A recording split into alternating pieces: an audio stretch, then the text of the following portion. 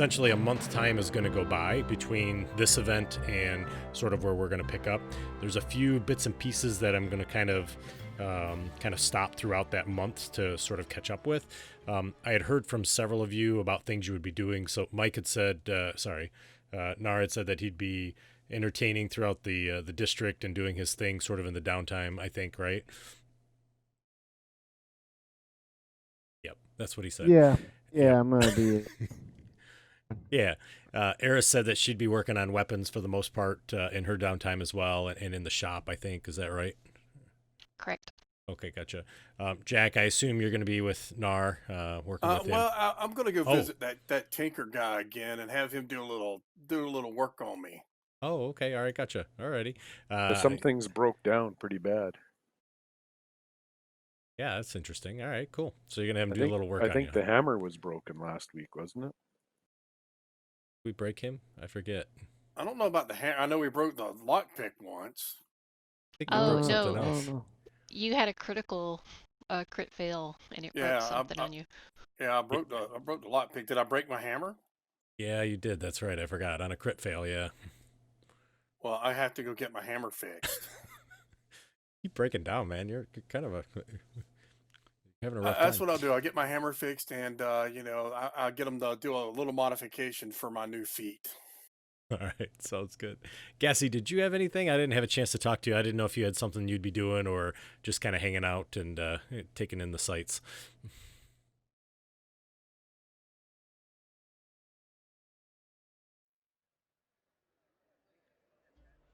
Did you get that? Nope. Oh, Anybody else? Did you hear what I said about going to the academy? I don't remember. Did you? I apologize. You were going to go to the academy? Yeah, I was going to go to the academy and learn a language. Oh, that's right. I remember. We did talk about that. Absolutely, That's correct. I completely forgot.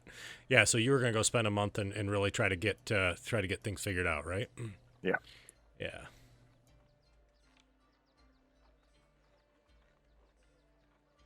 The first thing we need to do when we leave here this morning is we need to go report in and turn those ears in.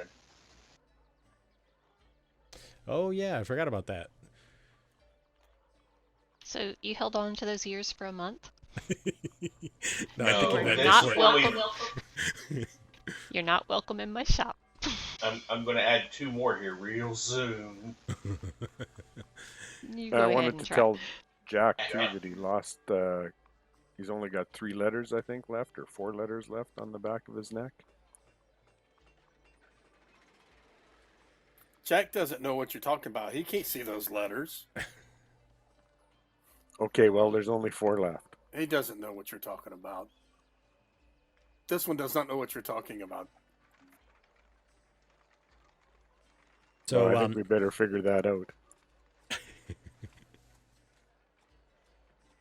So yeah, that's a good point. I forgot about the ears and going back and seeing Captain Skellering and everything else. So we probably should do that. So, I mean, if the group wants, I can go do it, and then you guys can just meet me up at the Dirty Bucket this evening, and I can split the money up with you.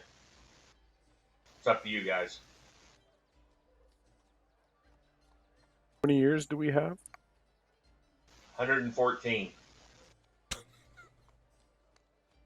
how much Killed a lot of goblins, didn't we? How many per year? Do you remember? 10 gold per. Each.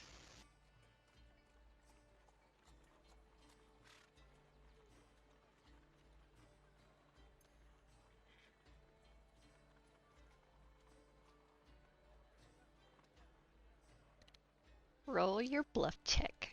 I know, right? I'm checking my notes right now. I'm like, wait a minute. Go ahead, baby. Check those notes.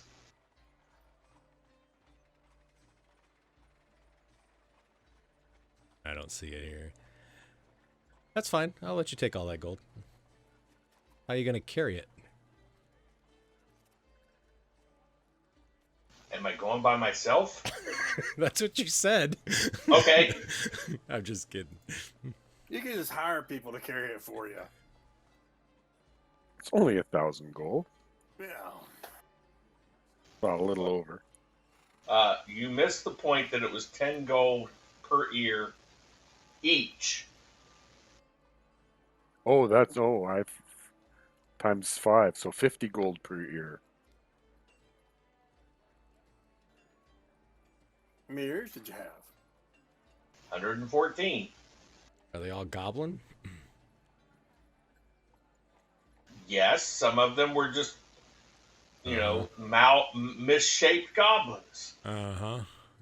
There was a couple that we had to turn to stone in the middle of the fight. All right. Well, head over to. You taking the whole group, or you going on your own? I'll go with them. I'm fine if everyone wants to go. Not like I'm the mouthpiece for this group.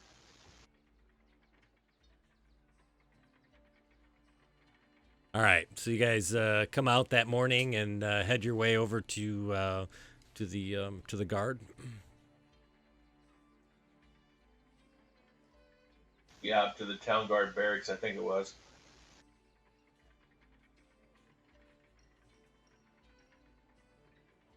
Alrighty. So you guys head over there, and you do see that the town guards are sort of standing at the entrance to the barracks, and yeah, right.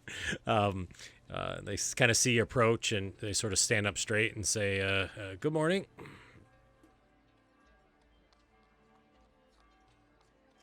Morning. We're here to see the captain. Okay, who's coming? He looks at your entire group. The Aquanauts. Oh, hey, I've read about y'all in the paper. I mean, someday you'll be as good as the Stormblades, but yeah, it's nice to know we got two groups in town working. Please follow me. And he kind of turns around and starts to walk in. Who says we're not as good as the Stormblades? The Stormblades? Yeah, well, who can trust them? He walks you through and back to the green hut that's there, and or the green one-storied house, the green roofed house, and he kind of knocks on the door, and you see Tercian kind of comes up to the door, and he says, boy, that was only a couple days. That was pretty quick.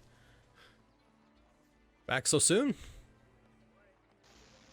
I pull the pouch that has all the ears in them, and I toss them to him. Kind of grabs it quickly and sort of holds it away a little bit, and because it's starting to smell. He's like, ugh. Please tell me that these are not like. And he opens up the bag, he counts them, he goes, wow, there's a lot in there. 114. They're all goblin? Yep.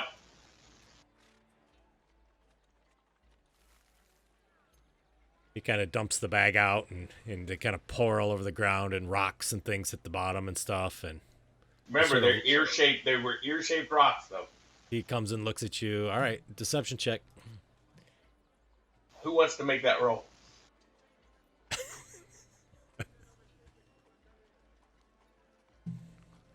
Boy, I wish I had some guidance there. Yeah, not me. I'll give you guidance. Oh my! Is Jack Brass with you? I can't remember. Did we all go?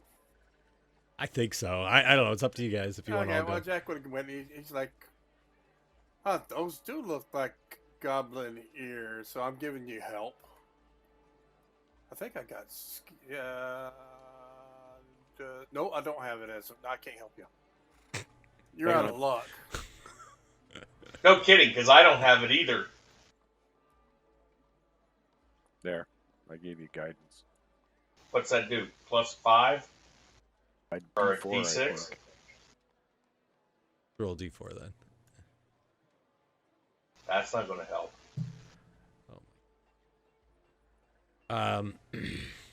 So he kind of looks through the bag, and he's like, huh, I didn't know you guys had petrification. Who's able to cast that spell? That's impressive. Toss the scroll. Picks it up and tosses it to one of the guards that walked you in, and he kind of picks it up and sort of drops it, and he's like, what? It's nothing to be scared of. It's stoned. And he kind of goes through, and he's like, man, this is a big ear. He pulls one of the warg's ears up. He's like, this is a goblin's ear? That was the biggest goblin I'd ever seen. It was really hairy too. Says, all right, well, I'll give you the amount we discussed for 114 years. He looks to you. Done. Good. He reaches to the back and kind of opens up a drawer in his desk, and you see he pulls up one sack and sets it down, a bunch of coins in it, picks up another one, sets it down. He keeps pulling out bags. He pulls out 5 bags, and he pushes them in your direction. He says, that's 5,000 gold. And then he reaches down and opens up another bag and starts kind of going through the gold that's there. And he throws out, or that'd be 560, I think. Is that right? I'm trying to think off the top of my head. 520? I can't remember. 514, you said? Yeah. So he says, there you go, 5,520. Pushes it towards you. No, that would be... Oh, yeah, you're right. I can't add today either.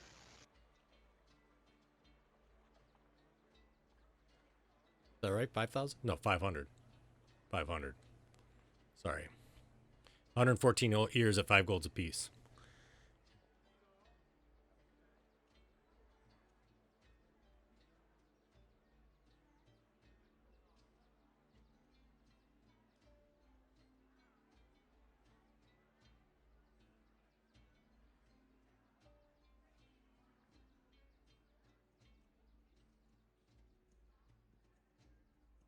I will start handing bags out to everybody.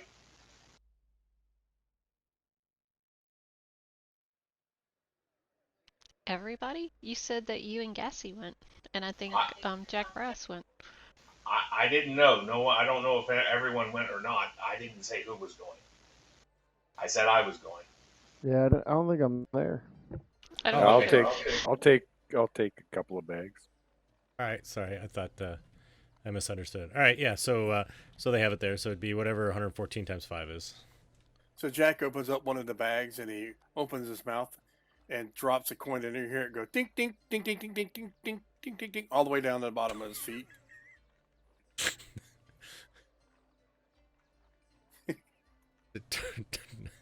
Tersian looks to you and he says, man, that sounds like a Plinko machine.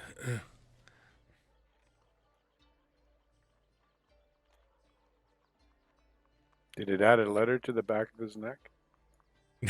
No, it did not. Maybe put more in it, it will.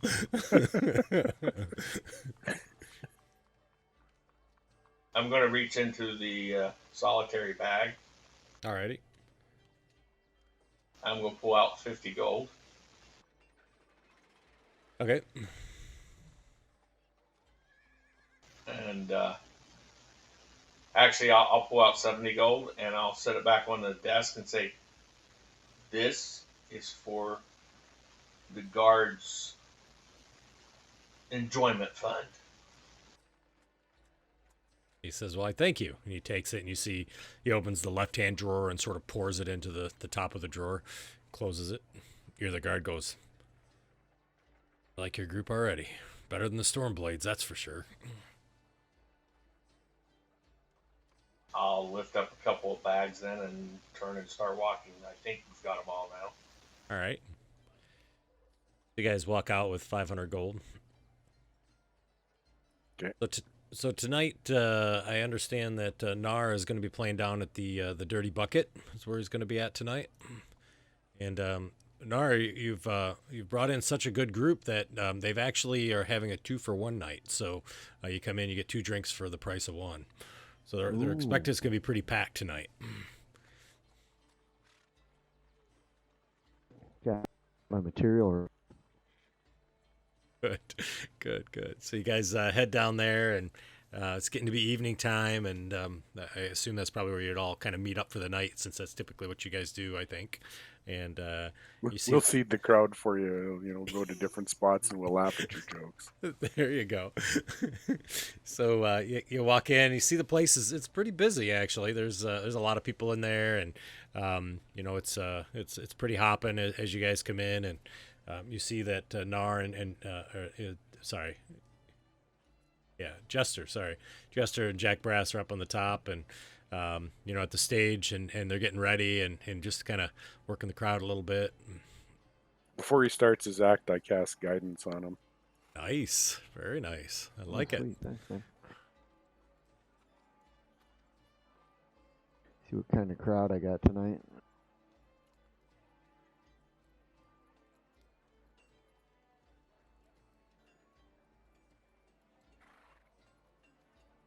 Not bad, not bad. Yeah, pretty good, right? So kind of working the crowd, and you see that they're kind of passing over the drinks, and I don't know, are you all sort of sitting at the same table while they're doing their show, or? Oh, yeah, nice.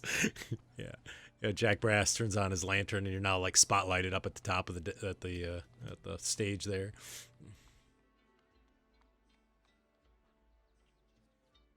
Come on in, 2 for 1. We'll start in a little bit here. Oh, yeah. You over by the bar, you can stop crowding. They'll get to you. You'll get you too.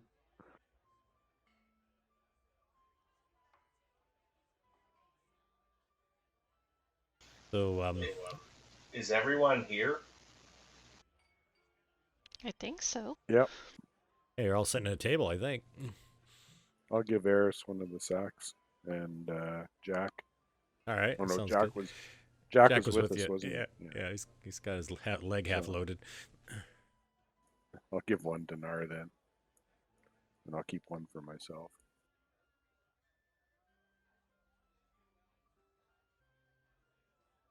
It's good to see everybody. Yeah, that's a great turnout. This will be my co-assistant here, Jack. Oh, Jack in his yellow and red outfit. Right.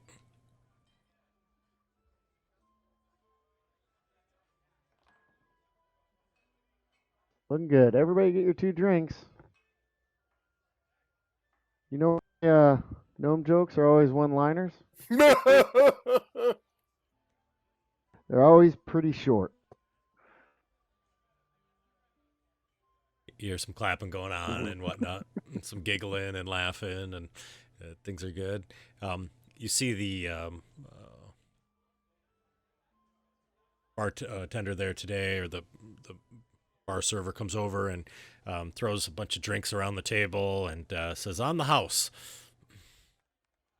And you see there's about 7 or 8 mugs that are laying all around in front of you guys. What kind of people are in the place, Greg? Is it forks, or is it just mostly humans? Or? It's mostly humans.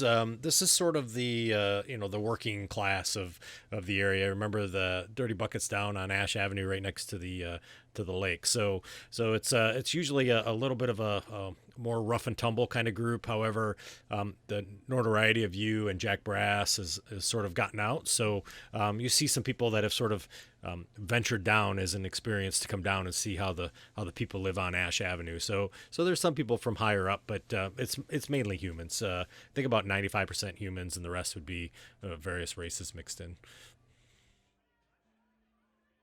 Are there any half-orcs? Probably a couple, probably 2. There's 2 over in the corner. Oh, okay. Walk, point at them. Hey, how you doing there? We got some half-orcs in the house.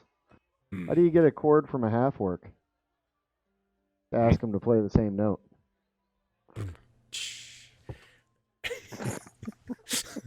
They just shake their head and start drinking again.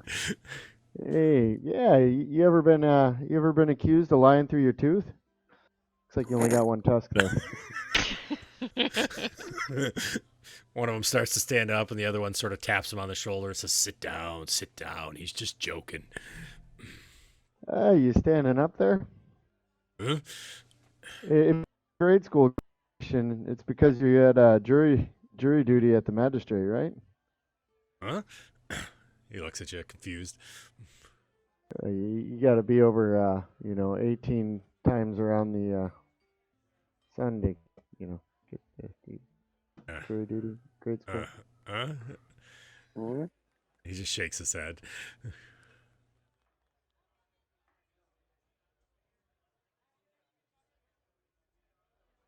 All right. Well, hey, look over here. We got a gnome in the house. It's actually it's Tygot that's standing there. So from the Tygot things, you know, where you picked up the stuff, he smiles and he looks to Jack and gives him the thumbs up. Why do Snurf Never make the best philosophers? Do you know? Tygot goes, because they're always underground. Oh, that's close. It's close. Because they're deep gnomes. They're deep what? Deep gnomes. Get it? Like they're deep, deep to thoughtful. Yeah.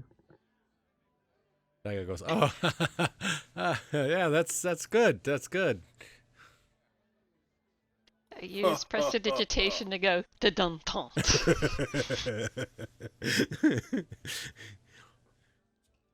And you continue to kind of work the room there and whatnot, and you guys sort of get kind of a break that's there. And by the time you're kind of done with your first set there, I guess it's Jester, right?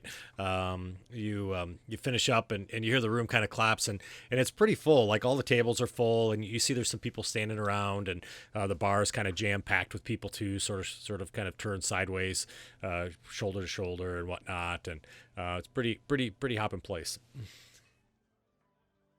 But your colleagues have left you and Jack a seat that's marked as reserved. Do we see any of the Stormblades that showed up? Don't, you know, yeah, at least not tonight. You haven't. Have you? Besides Jester, has anybody else met them? I'm trying to think. I met them, but I walked out to stand outside with Gassy. That's right. I remember. And I think somebody was with me. Yeah, somebody was. I don't remember who it was. I think you met Anna, right? I think Anna Tasker Hill is one of them that you met, if I remember correctly. Oh, and you met one of the guys too, I think. So, but you don't see any of them right now while you guys are sitting at the table. You see the bartender comes over and he's like, "Hell of a job, Jester. Nice job, buddy. Look at this place. It's hopping. This was great." Hey, can we get some drinks over here? He's like, yeah. He kind of walks back and comes back and he throws about 8 more mugs on the table. You guys see a lot of them are empty, whether you've been drinking them or not. I toss him some gold coins. He's like, "Thanks, buddy. Appreciate it." He's like, "This is the most you've ever paid me." Oh, okay. And I'll throw him a couple more. Like, great. He's like, "Keep them coming, my friend. Keep them coming." He's like, "Jester, you got 20 minutes, all right?" The guy in the loot's not very good, so. Yeah, I'll get him. I'll get him drinking again. All right, good.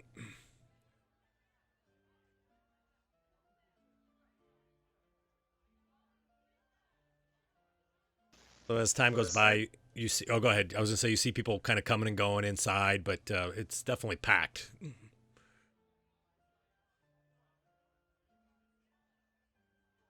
Guys, I'm sorry.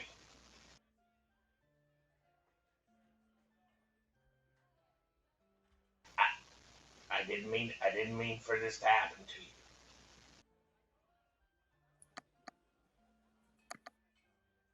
you. Are you drunk again, Lee? First time you've ever seen him drunk. Pretty sloused.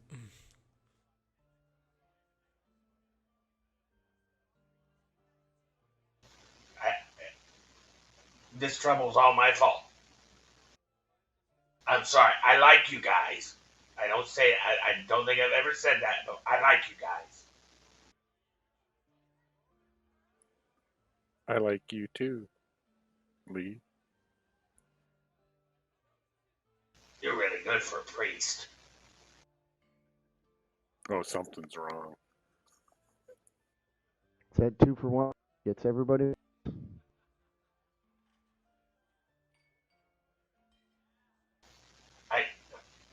I just didn't mean to bring all this trouble down on you. What trouble is that? the Duke, he's gonna kill me, and because because you guys are with me, he's gonna kill you too.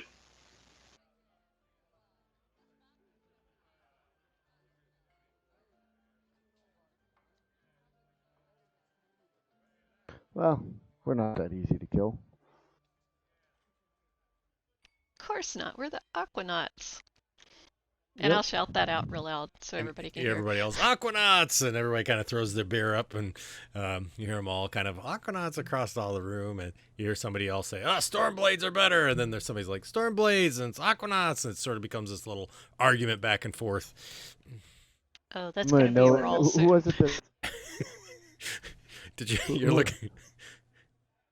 Who was it that said the Stormblades were better? Half-orcs.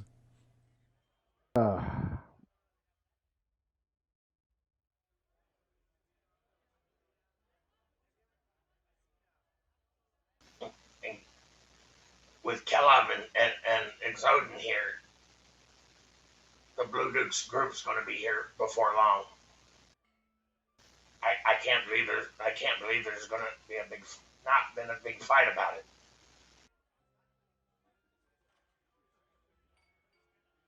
All right. Well, you guys work this out. I'm going to finish my second act. All right. I'm trying to understand what Lee's talking about. I haven't got a clue. Then you see the bartender comes over, and he's like, half these drinks are empty. And he throws down 10 more mugs. I'll toss him some more gold. Half Thanks. of it went to the floor.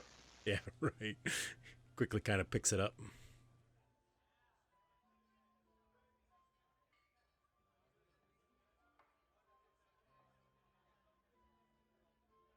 But they had to die. I couldn't let the Duke know that I was here. Well, if they're already here, they probably know you're here too, though, right?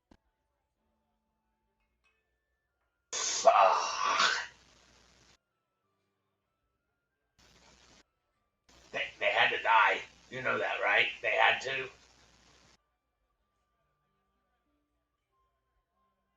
Look, they don't get any worse than him.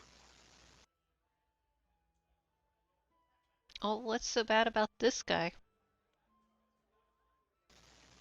He runs Sassaroon. I can't believe that the Laughing Laugh is not fighting them coming into town. Either they're working with him, which means that we're dead, or they're not working with him and there's going to be a big fight and we're probably dead then too.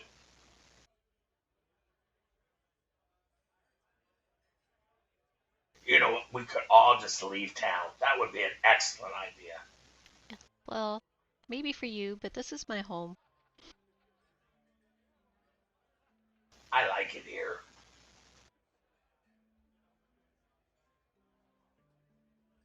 But In the background, you hear me continuing to roast the half-orcs. Yeah, so you might back there. be a half-orc if people can see your butt crack 24/7. They just shake their head as they're drinking. You guys hear Nar just continues on them as Lee's talking.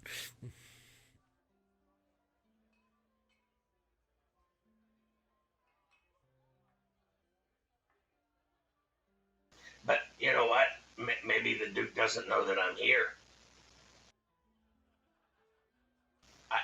I did kill those guys. I mean, and about that time, I'm going to fall over onto the floor. All right. As he falls out of his chair and hits the ground, you hear a bunch of people go, "Whoa!" and they sort of move back as beer flies everywhere and ale and whatnot, and you continue to hear Nar up there on the table or up at the stage. You might be a half-orc if you work with your shirt off, and so does your husband. Just hear people laughing and stuff, and you see there's a young lady, very thin female, who comes over and sort of reaches down and grabs Lee, and she says, "Oh my gosh, you okay? I don't want the Dirty Bucket to be responsible for any injuries.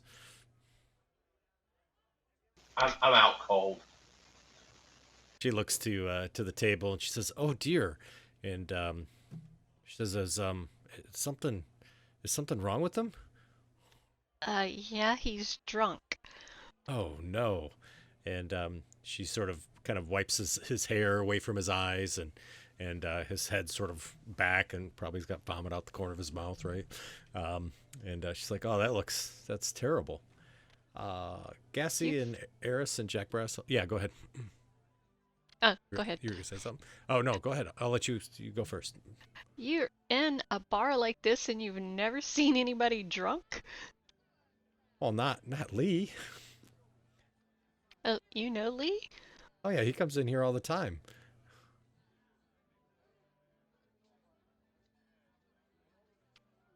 Have we seen her before? Ah, that's a great question. So, how about an insight check? Well, while she's doing that, I do a quick spare the dying on Lee. I love it. That's great. All right.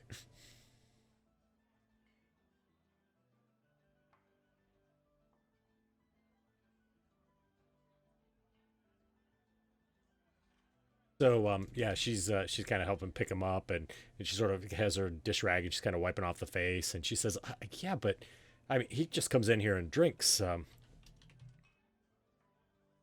mean, every once in a while. He's been coming in for the last 6 or 7 months, I think."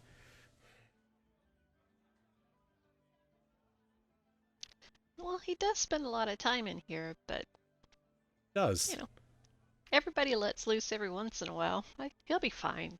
Yeah, you're probably right. And she sort of kind of picks him up and sort of deftly and quickly puts him into his chair, and it seems, I mean, she's like, her arms are really thin. I mean, she looks almost anorexic type of thing, but she lifts him up quite easily and sort of sets him into the chair. And as she does, she sort of puts his head forward and kind of moves his arms and turns his head to the side, so in case he pukes or anything like that, he won't puke on himself. And she's kind of straightens out his hair again for him, almost affectionately, and she says, I wouldn't let him drink anymore." I'll just look at him. It's like, I think he's done drinking for the night, considering he's passed out. Yeah, me too. And she sort of kind of gets up and she sort of does a little curtsy and says, I'll go see if I can bring you all, the rest of you all, some more drinks if you'd like." And you see she turns and she starts weaving in between the people and everything. And Eris, just as she sort of gets to the end of the bar there, you see she looks back and you see a little sort of smirk on her face as she goes into the back room. I'm just gonna clean up the stage. Oh wait, you know it's the same as this broom here?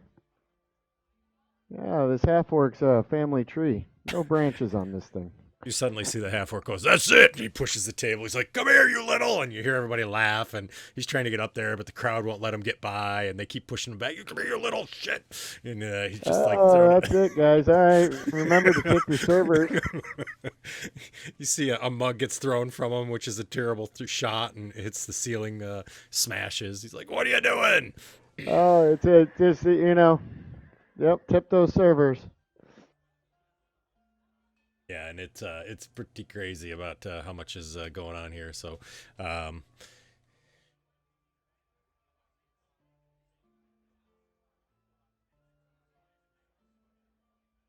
Eris, after about 10 minutes or so, they end up throwing out the half-orc. So you're able to come back, and Nar and Jack Brash, you guys are back at the table. You see Lee's kind of passed out there. Tough crowd. Yeah, I was pretty certain that was going to end up in a bar brawl. Yep, I guess I got the half that couldn't take a joke. They're probably waiting for you outside. Better Yeah. make sure Jack Yeah, Brass they goes probably are. first. That's why I gotta hire muscle, right, Jack? That's right. I don't know where your muscle is at. right here. You know, I should do gnome jokes. Shouldn't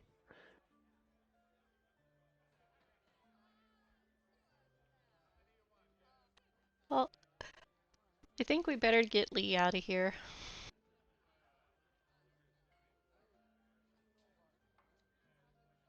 I? Yeah, he looked in. I don't think we ever seen Lee drink this much before.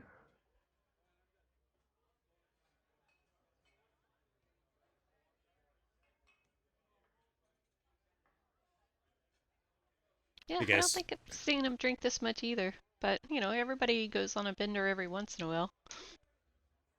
This one does not. as you guys are sort of kind of getting things picked up and everything, and you see the place is still fairly hopping. There's several people that have left.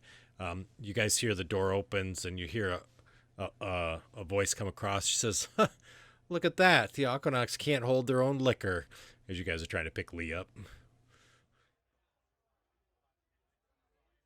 as you look over, you see a very pretty, beautiful woman kind of walk in, and Gassy Nar, you immediately recognize that this is Anna Taskerhill as she walks in, and you see there's four other people that kind of walk in behind her.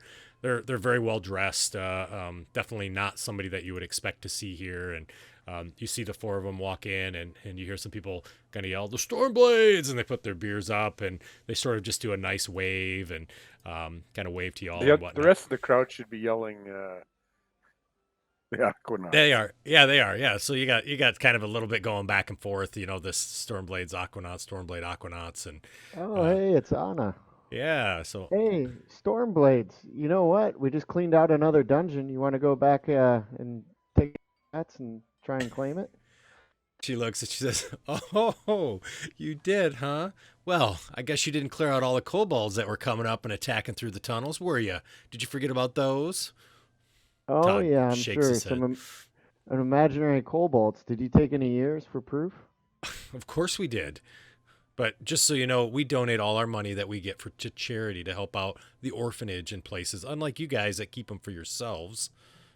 You know what would have really helped out the orphanage? Would have found the lost kids like we did. That's what would have really helped them out. Oh, well, you know what? You stumbled upon those lost kids, and God knows all the bodies you left down there and the carrion that we had to clear out. It was a disaster. You're lucky they didn't come through and eat half a cauldron. You know what's funny about these carrion is nobody really ever saw them except for you. That's awkward, huh? Huh. Rather convenient. You know what's funny is everybody said that you brought the kids up, but I don't think you really did because somebody said that you just dropped them off in the house, so it could have been anybody. Oh, sure. You know what? I just cleaned some stuff out of the latrine. You could go in there too and take credit for that. Laughs. I tell you. Well, when you guys actually do something legitimate for this town, and I think you can stand up at that point. You see Cora kind of grabs her shoulder and kind of pulls her back and whispers something in her ear, and she just sort of turns back, and Cora glares at you guys, and Anna says, "I'm sorry, I'm being rude." She says, "Bartender, could you please buy a round for these folks?" I'm good. We were just getting ready to leave. Zachary says, "Hey. We're all listen, we're all here for Cauldron. It's okay." He puts his hand out. He says, "Zachary Askelin, nice to meet you." Yeah, Jester. Jester. Also Nar. Okay. You go by two names? Yeah. Oh. Yeah. It's Okay. a long story. All right. And he walks up and he looks to the dwarf. He says, "Zachary, you are?" I'm Gassy. "Hey, Gassy, you've been staying over at St. Cuthbert's, haven't you?" That's correct. "Yeah, I've seen you at the morning service when I've gone. So nice to see you." Nice to see you too.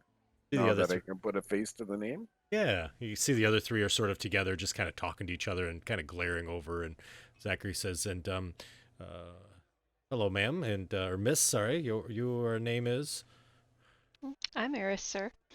Harris. Nice to meet you. Hey, and you see, kind of reaches down, and he has this sort of this bracer that's covering his arm, and he says, I think you decorated this, didn't you? And he shows you a piece that clearly is yours. Oh, yes, I did. Yeah, great work. This was over at the Ancient Anvil. I've sent a lot of my friends over to you. Well, yeah, I've done a lot of like specialty pieces. I'm glad you like that. I do. I love it. It's great. And then he looks over towards Jack and he says, wow. Hello. Yes. Nice to meet you. Are you alive in there, or how does that all work? I mean, I don't mean to be, ignorant, but I just don't know how this. He kind of looks. He says, "No, that dude, definitely not somebody inside there. That's for sure. That's hi." Well, from the looks of you, you cannot help but be ignorant. True. Very, very true. And then he looks to Lee and he says, "Whoa, he's having a night, huh?" Oh yeah, celebrating. Yeah. Yeah. Well, he knows how to celebrate, doesn't he? Boy, I tell you what.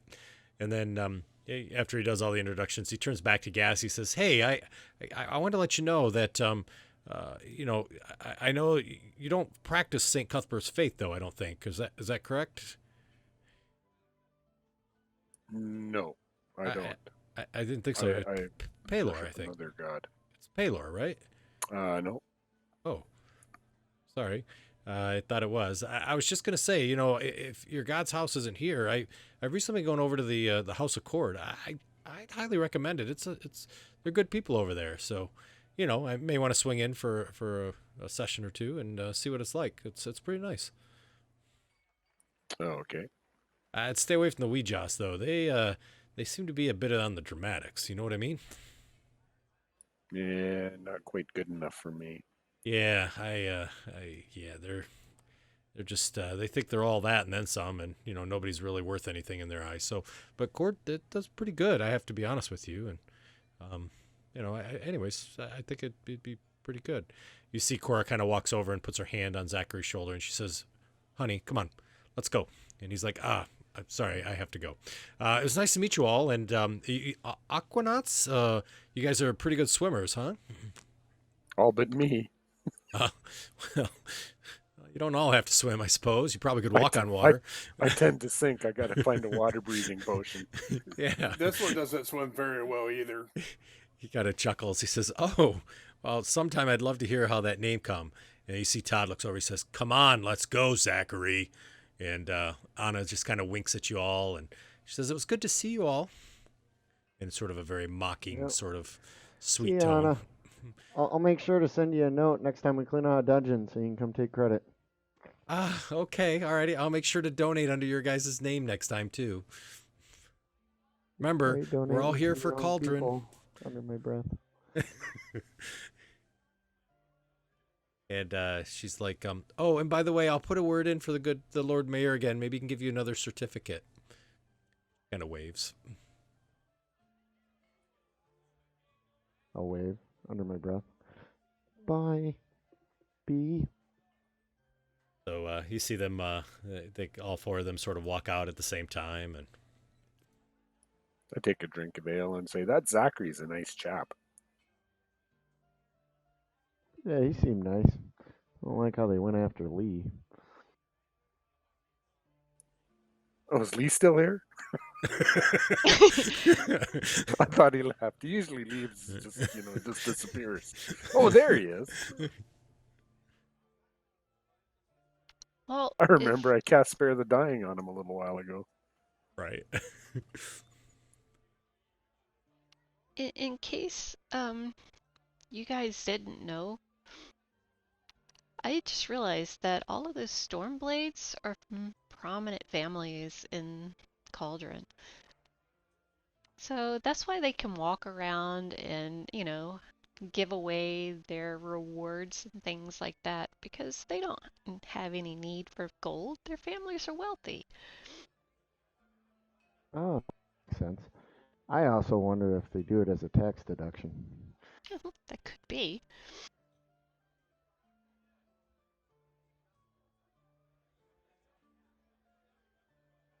Oh yeah. When are the taxes recognize due? Every month. As a matter of fact, thank you. You were like right on cue. You hear boom, boom, boom on the outside of the door, and you hear somebody says, "Ah, man, it's another tax notice."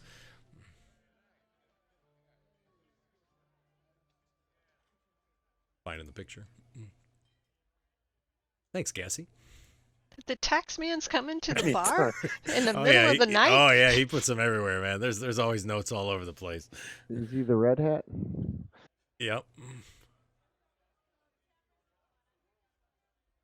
Got to make sure they get everybody and let them know. Where is my? Well, the I bars know. seem to I be know the only Lee place. doesn't like the tax guys, so I'm gonna start pushing him under the table with my foot. He's like, "Hey, what are you doing?" One of the Oh, guys I says, thought he was past that. I wouldn't do that. I wouldn't do that." Like you get thrown in the brink or the brink. Jeez.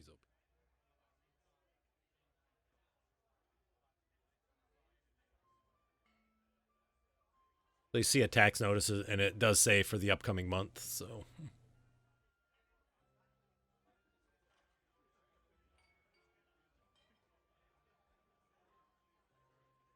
And then you hear some people saying, "God, more taxes. This is gonna kill us." You hear somebody says, "They're gonna make it so nobody comes to the festival. They keep taxing everybody like this." So it's 3 gold for the month, Yep. roughly, or What's a resident alien and a non-resident alien?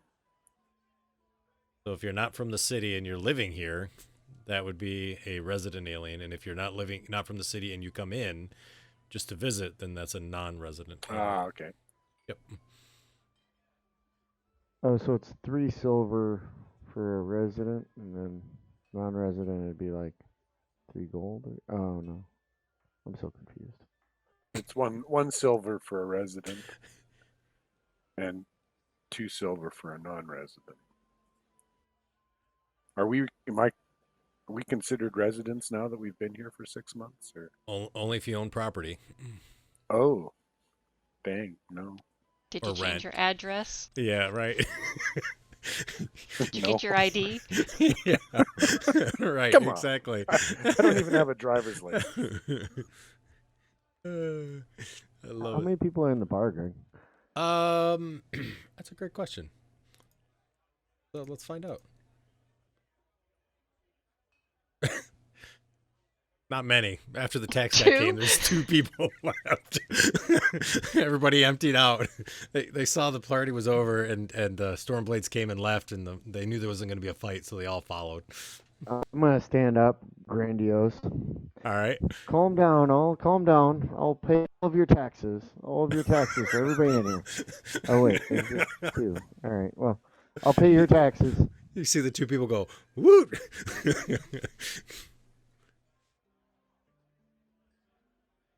Take out what, 6 silver? I don't Yeah, know. 6 silver. Yep. It's going to break your bank. I'll pay my 2. Actually, I'll give them. Can I pay in advance, or do they keep track of who's paid? Yeah. Oh, they have a whole tax collector and everything that comes through, collects all the taxes from everybody, and they have a register and everything. So. Oh, is he here? Or No, he's not. No, he was just putting Okay. the notes up, and then of course the people kind of heard the note and they went out and looked, and they all got upset and left. Okay, I just still don't know what date it's due. That's okay. Yeah, in a few days. I haven't paid any yet, and I've been here 6 months, so I don't know. I've just been taking it out of your guys' rewards. It's Oh, okay. have you? Oh, okay. It's just like the government. We just take it out. So. Like medieval government, there's a lot of graft. He takes it and takes a little extra. Right. Exactly. I don't have a night. I see how it works. I have a night in the city somewhere, but I can't find the sound. So the music. So we're stuck with this. So. There's sounds in the city? What Oh music? my gosh. I hear it. You'd think I'd learn at some point, wouldn't you? I just, it's all good. I turn it on, but every time I turn it on, then there's a sound that is really loud, and Bart says, "Turn it down," so I just turn it off. All good, man. It's all good. Yeah, here comes the TP. Oh shit! Now I'm in trouble with Barb. Oh my God, that's 3 red dragons. I don't know what happened. So, no, just kidding. All right, so it looks like the party's over inside the bar, and Lee is crashed out.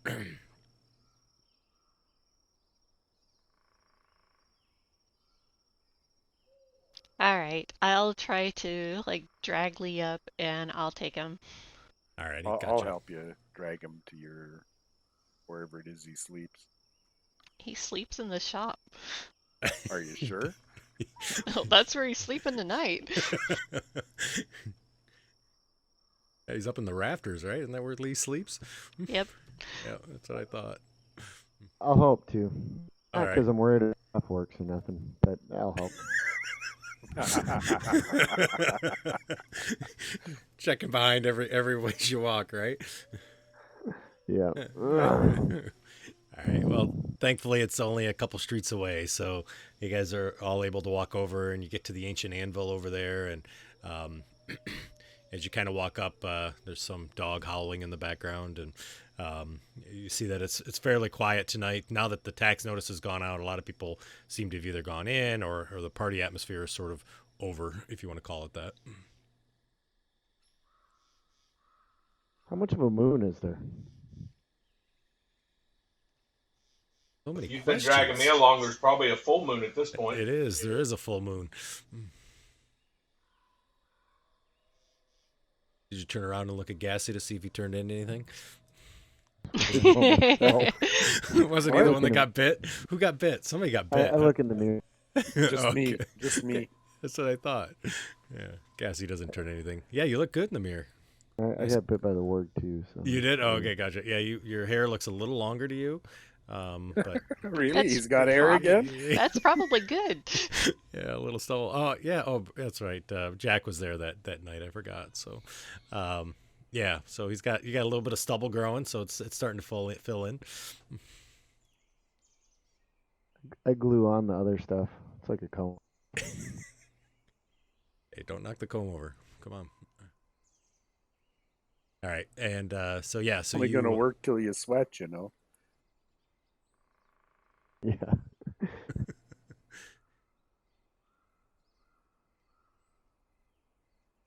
Then I'm gonna head over to Cuthbert's after we drop Lee off in the rafters. All righty, gotcha. Sounds good. So, oh, nice roll, Lee. So you. Yeah, I started to throw up while they were dragging me, but I didn't. I like it. So, so you guys are able to get him where he needs to be, and Gassy, you head back towards St. Cuthbert. The rest of the group, Harris, and you're going back to your apartment, I'm sure. And Jester and Jack Brass, did you guys find a place to stay yet, or you just been couch hopping? Couch surfing. All right, gotcha. That's what I thought. We'll stay with Lee. He's puking. All right, gotcha. So you guys kind of set up in the Ancient Anvil with him and whatnot. So, and then as you guys kind of getting all back together, Gassy, as you walk in, you see Rufus is there as you walk in, and he says, "I heard it's a busy night down there, huh? I heard it was hopping where you were at." Yeah, until the tax man came. No, it sent everybody away, didn't it? So, Yeah. yeah, it's too bad. He says, but hopefully Sacrum will be home soon. He's the high priestess here, or high priest. He's here, right? Jenya's in second command. And so he's like, Okay, no, I didn't know that. yeah, so he's the high priest. He's been gone for a while now since you've been here. But the rumor is he's supposed to be coming back probably in the next couple weeks or so. So, yeah. So he's like, I can't wait for him to come back. It'll be good to have him back. I mean, Jenya does a great job, but I miss his teachings. He's such a knowledgeable man. I like Jenya though. She's pretty Yeah, knowledgeable herself. She is. She does a really good job too. I like her. Yeah, right. I like her a lot. But it'd just be nice to have him back. I miss him. I've pretty much grown up with him. So I'd be looking forward to meet him. Yeah. And he's, kind of closes up the door behind you. It's almost as if he was waiting for you to come back in for the night before he kind of locks up the sleeping area. By the way, what are the taxes on this place? On our church? On the church and the orphanage? Well, I don't know. You'd probably have to ask Jenya. I just manage the flowers and stuff outside. Which How are they doing? You haven't. Oh, they look messed them up, great. have you? No, you've taught me well. I've done a really good job. I did have trouble with the orchids, but everything else is doing really great. By the way, you don't have any more orchid seeds with you, do you, by chance? Do not. I don't think. Well, next time you go to Red Gorge, or if somebody goes there, maybe we could have somebody bring us some, because I may have killed them all. Sorry. Well, You killed all the orphans? Oh, No, orchids. Oh, sorry, I missed part of that conversation. It's like, what the hell? Oops. He's like, but I got to tell you, the spider plants, man, they're growing like wildfire. They look great. I can really grow those things. And the cactuses, yeah, I got those too.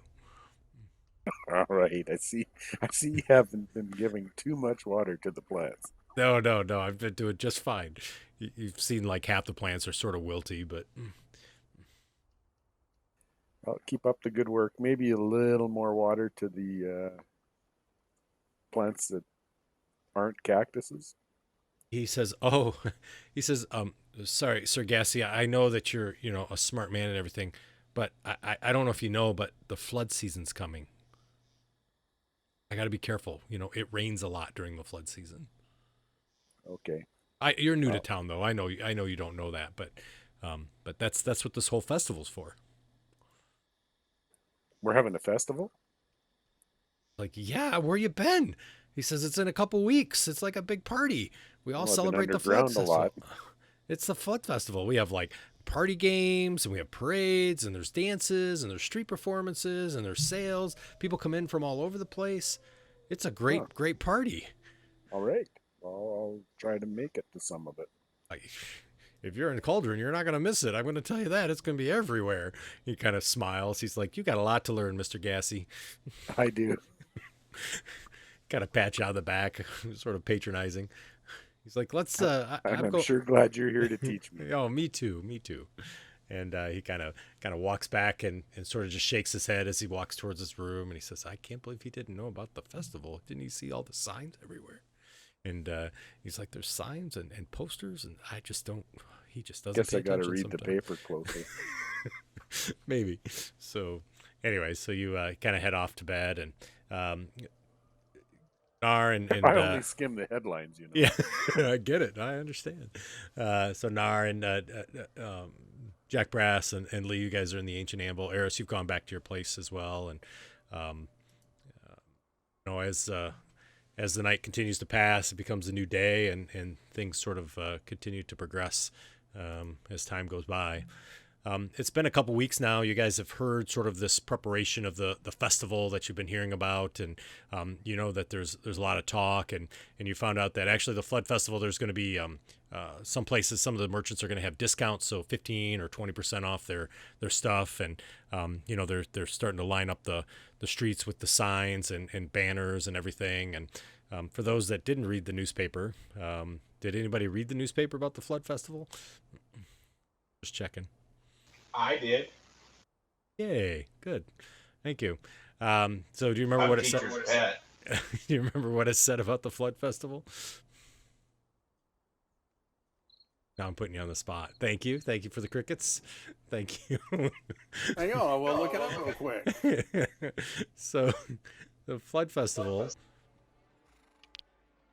is basically floods the lower part of the city. Right. So way back when, they used to have a problem where the lower city would flood with the rains because you're in a cauldron, right? So it would flood up to Lava Street or even Magma Street, destroy all the buildings and everything. So they haven't had that in a long time. And I think there was even some comments that some of the churches had built control magic or control water wands to help control that. And so every year that's now more of a party. It used to be that everybody kind of get together, but now it's become this big festival that happens even before the floods to sort of celebrate it. And they haven't had a big flood in 10 plus years, I think is probably what it said. And Eris, you would know that too. I mean, you're here all the time, so you know this is a big party. It's kind of like a Mardi Gras if you want to think of it that way.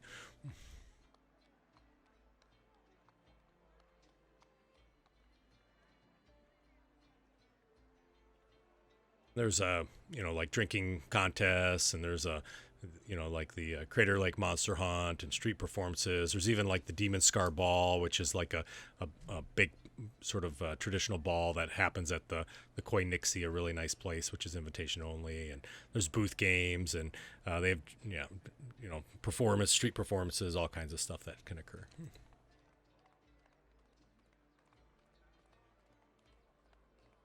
So as a little bit of time goes by and whatnot, you guys have kind of continued to work the circuit of the houses here and whatnot. And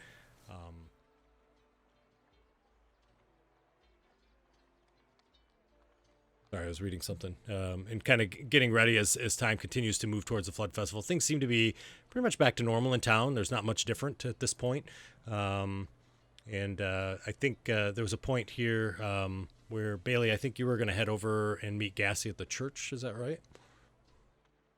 I think Yes. somewhere along there we were going to talk to Jenya about The the dream. dreams. Okay, gotcha. Alrighty. I don't know if the rest of the party would come or if they wouldn't. That's kind of up to you or up to them, I guess, however you want to do that. I think it's up to them.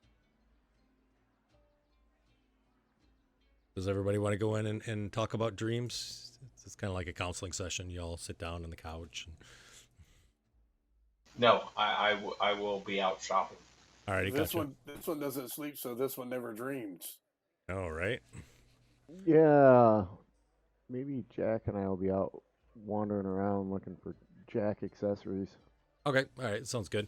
So going over to like Tygot's, trying to help Jack get his hammer fixed and get some new accessories. Yeah. Okay, sounds good.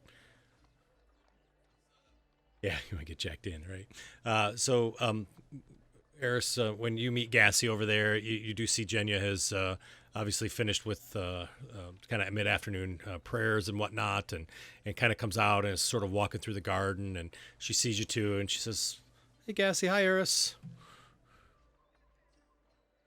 Hey, Jenya, Hi. do you have a moment?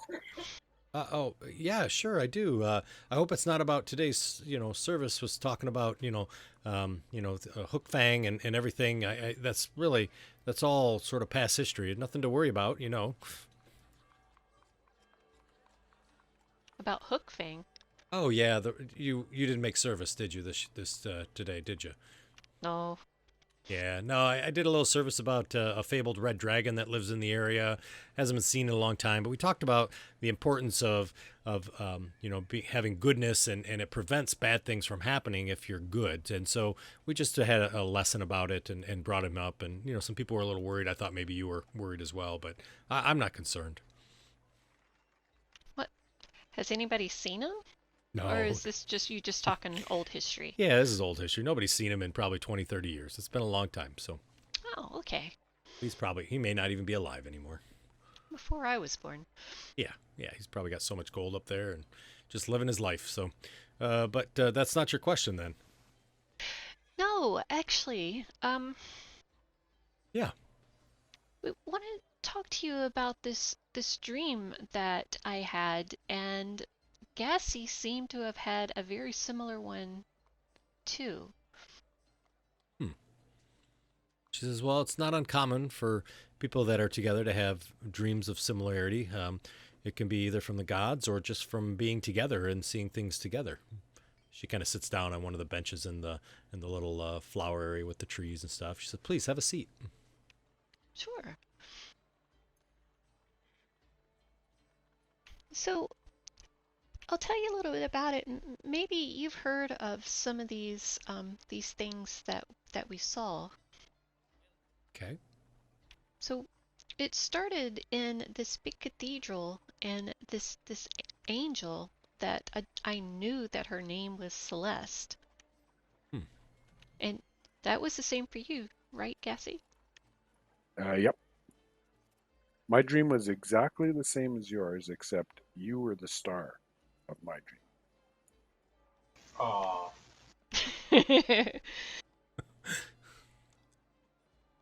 She sort of sits back and she says, "So this is a friend of yours,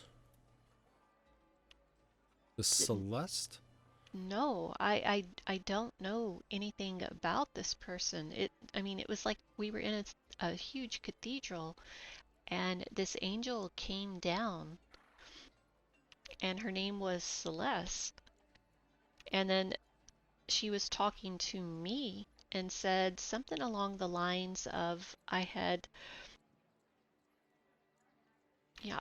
lost my way and basically cast, me out of heaven. Kind of looks and kind of has a kind of a thoughtful thought on her face, and she looks at you and she says, go on. There was something about destroying the world too, wasn't there, or something? I don't remember that part.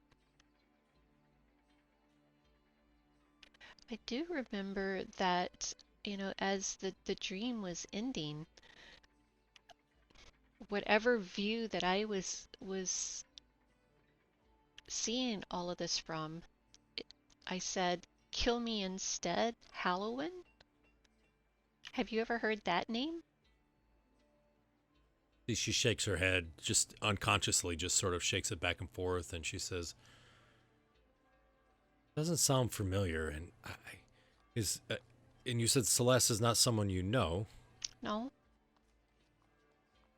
Have you done something that makes you feel like you've brought about the destruction of the world? I mean, we seem to be fine. It truly can't be you. I don't think it's me. I don't either. This is odd. It seemed like the angels were casting out this person, whoever I was, seeing through their eyes. And do you know your family? Do you know your mom and your dad? And have any of them been evil or done evil? No. My parents were normal. Brothers and sisters? I don't have any. Well, clearly someone is speaking to you, telling that you've done things wrong. Question is what is it? Well, I'm beginning to think it's been coming here to talk to you about this. she sort of looks at you and she says, "No, I think honesty is important, and we all strive to be good, and we try not to be evil, but most of the time we have to look inside and determine if there's something that we have done. I'm not saying that you have, but maybe someone in your family has, or something has happened in the future. I don't know. It's disturbing, to say the least." And then she looks to Gazzy and she says, "You were there too? You saw the same thing?" I saw everything was exactly the same, except I believe we saw a different person being pointed at or being expelled from heaven. I saw Eris, and I think Eris didn't see that. Well, that speaks of higher powers speaking to you, right? I mean, I would understand, Eris, if it was only you that had seen the vision, but if the both of you had seen it, that clearly means, unless you're obviously not from the same family, I can recognize that, but I don't know why you would be connected, or if this would be a family thing, so it has to be something higher than this. And you don't know a Celeste or a Halloween, or you've not heard a story about this in the past. You guys, I know you've been doing adventures and helping out the captain, but you haven't been to some desecrated cathedrals or churches or anything like that, have you? put together a dwarven statue. She looks and she said, "You told me about that." And Moradin blessed me with something. Well, as you know, Moradin is not someone who follows the lawful good, but that being said, he has a good heart and would never do anything evil. So I can't imagine that it would be related to that. I would think that that would give you a sense of calm, not fear. Yeah, I haven't been afraid of anything since then. I have noticed a slight change in my attitude towards treasure, though. Really? More interested in it? Mm-hmm. You must be I seem to want it more. Must be careful. Watch out for those temptations, right? Yes. He looks back to Eris. She says, the church you were in did not look like our church, St. Cuthbert's church, did it? Oh, it did not. It was like pure white, made of like marble and ivory. Never heard of a church that way. I'm sorry. I try to guide as best I can, and I don't have the knowledge that the high priest has, but he's supposed to be back in a couple weeks. We can ask him, but I don't know those names at all, Celeste or Halloween. I just don't know them, and I hope I didn't scare you. I just was being honest that there's maybe something that's afoot that's evil, and I just wanted to see if there was something maybe that you have done or some of your family members have done, but I don't know. It's puzzling. I can pray on it and ask St. Cuthbert. He always guides me the right way. Well, I would appreciate that. It's just troubling that we both, had the same dream. She looks and you see she raises her eyebrows. She goes, "That's troubling indeed. How about the rest of your party? The Aquanauts. Anybody in the Aquanauts had it?" I think it's only Gassy and I so far. Okay. Sort of does a little bit of a sigh, and she says, "Troubling indeed, isn't it?" It is. If you can think of anything else, like after you talk to the high priest, I would I'd appreciate it just to put my mind at ease. Yeah, I'd be more than happy to. If something comes up, or if St. Cuthbert speaks to me and tells me, or if something seems to be more troubling to Cauldron, I could always ask, Justice, but I'd prefer to hold off. I understand.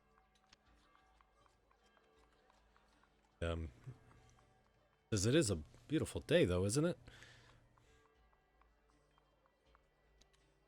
Yes. You getting ready for the Flood Festival? We are. We're not as celebratory as the Church of Cord, but this is sort of their thing. Obviously, all the churches come together and work together. That's always been the story of the flood season, and the whole reason for the Flood Festival, right, was to keep the city safe. So we're doing our part, but times can be tough sometimes. I'm going to ask her what the taxes are on the church and the As well, orphanage. Yep. So she says the orphanage has to pay 50 gold a month. The church is sort of exempt from tax, but we try to help the poor, the people that can't afford it. Well, does the church pay the taxes for the orphanage? They do. Okay, well, I'll give her 100 gold and say, here's for the orphanage and for the poor for this month. She sees what you hand her and she says, "Oh, Gassy, this is way too much. We can't accept all this gold. You've earned this gold." What if I gave you 2,400 copper pieces? She says, "Oh, that's way too many." No, she's just being modest. Please Yeah, right. Right. Take it and distribute it as needed. I don't need it. I have lots. Thank you. I appreciate that. I'm trying to overcome this greedy nature I've grown into. Well, you are on your way to redemption.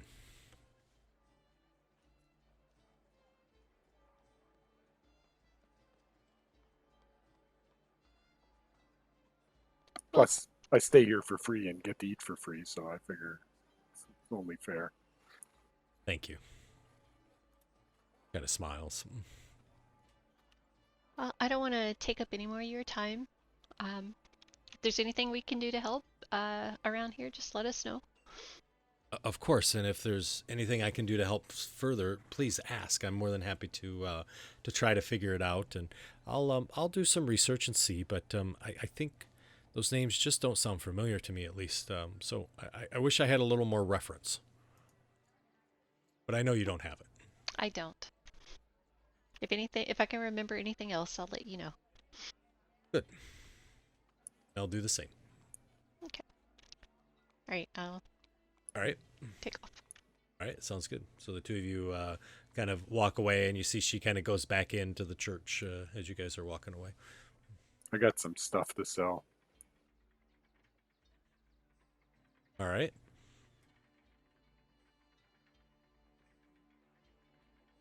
So Gassy and I'm sorry, not Gassy, Nar. I keep getting you two mixed up. I look at your pictures and I don't know why I'm getting you mixed up. So Nar and Jack Brass, you guys have been getting things fixed up, everything.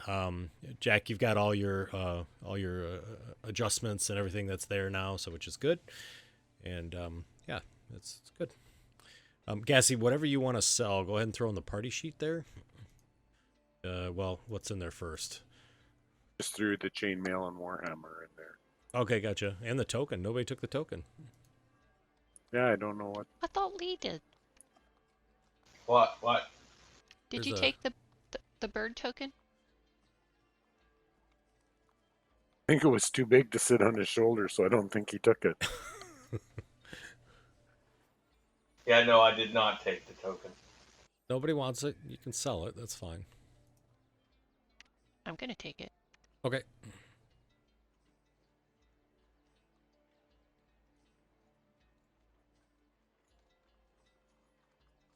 I'm gonna just sell the other two at cost. So, whoops. Yeah. All right.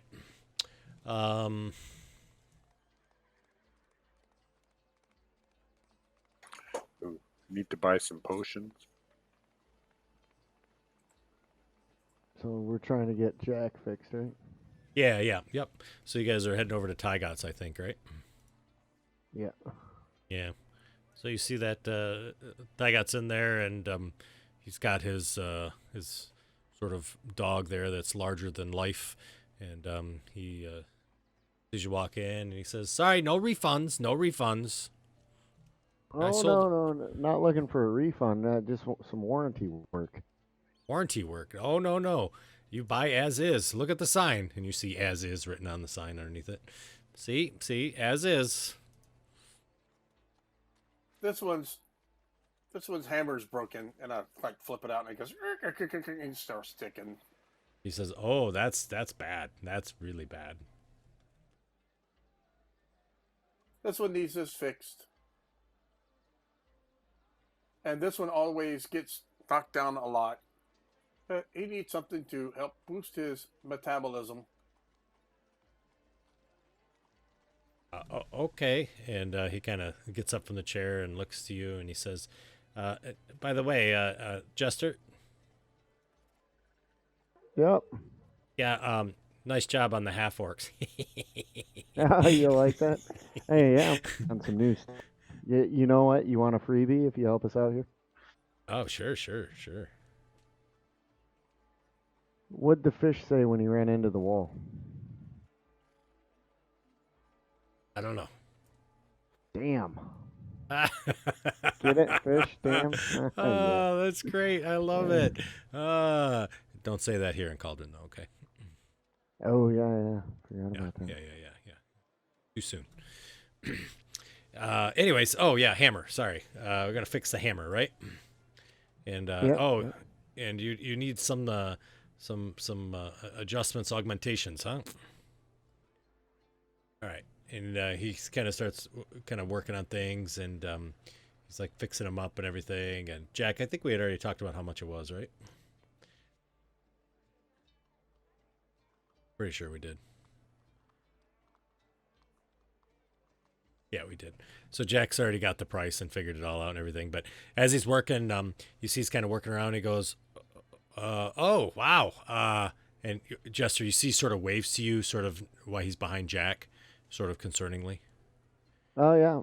What's up? He comes around. He says, "Oh yeah, did you see? There's a little bit of a scratch here."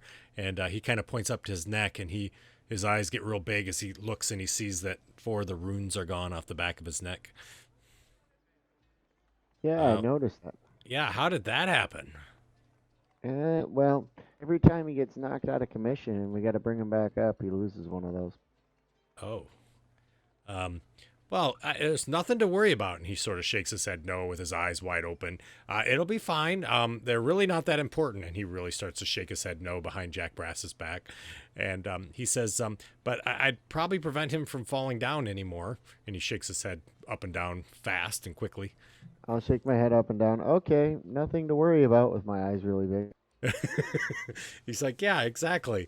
And then he kind of leans over to you, and he puts his hand over Jack Brass's ears. He's like, I have to do an adjustment of your ears. And he like slaps his hand as hard as he can against his ear. He goes, oh my God, don't let him lose any more of those. That's really, really bad. And he goes, okay, that looks great. Okay, thanks. Hey, just asking in case you get any of his siblings in. You ever get any more of these in here? He goes, they're usually one of a kind. I haven't seen any more lately, but maybe. Oh, okay. Just wondering. Yeah. And he turns around and comes to Jack. He says, Jack, you look great, buddy. Oh, well, of course this one does. Of course you do. Hammer's going to work great, too. Hear this. And he takes a little oil can, squeak, squeak, squeak, into there. He's like, try it out now. Open and close it, open and close it. Oh, yeah, look at that. That thing works like a charm. He's like, and next time you get hurt, you can, just sort of you do this one thing, and he kind of shows you like a little button on the side you can push. He's like, push that, and you'll be all better. Don't do it now, yo. You're going to do it once a day. Okay.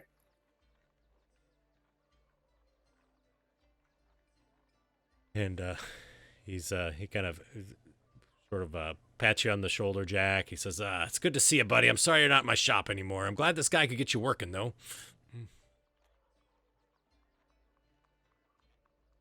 Yep, we take care of him. Thanks for helping out. Yeah, you bet. And keep working on taking care of him a little bit better every day. His eyes get real big. I will. Hey, you want a joke on the way out? Oh, yeah. What type of music should you listen to while fishing? What? Something catchy. That's pretty good. I like that one. You could say that one. That one's a good one to use. Oh, okay. All right. Yeah. That's funny. Okay, bye. See ya. Kind of shoos you out a little bit. Lee, you've been busy buying some arrows, I see. Yep. Anything else? Would be nice to pick up a couple of healing potions if I can find some. Yeah, let's talk about that. So, who wants? You guys will be able to get healing potions. So, you got money, you can definitely buy healing potions. So let's spend the next 5-10 minutes and see what we can get you all here. So, who else wants to buy stuff? Did you get all your stuff in there, Gassy? You're gonna sell? I did, yeah.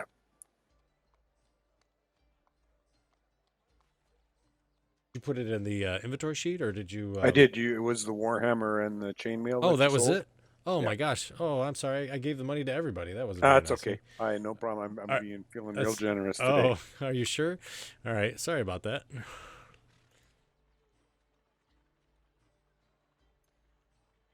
I'll take a couple of potions if they're available. Yeah. Yeah. As many as you want. There's 50. They're 50 gold a piece. So I'm Regular healing? Yeah, regular healing. And what's a greater healing? I'll get that for you too. So I put 400 in there. So if you're gonna buy some, just take it out at 50 gold and then subtract. Greater's I gonna need a be. diamond for 50 gold. A diamond worth 50 gold. You can do that. Well, this one's worth 5,000, but we'll make it worth 50. I'll take 50 out. All right, there you go. Potion of Greater Healing is gonna be worth. Oh, they're cheap, real cheap. 100 gold apiece. I want 3 of those. All right, I put 400 there, so those are 100.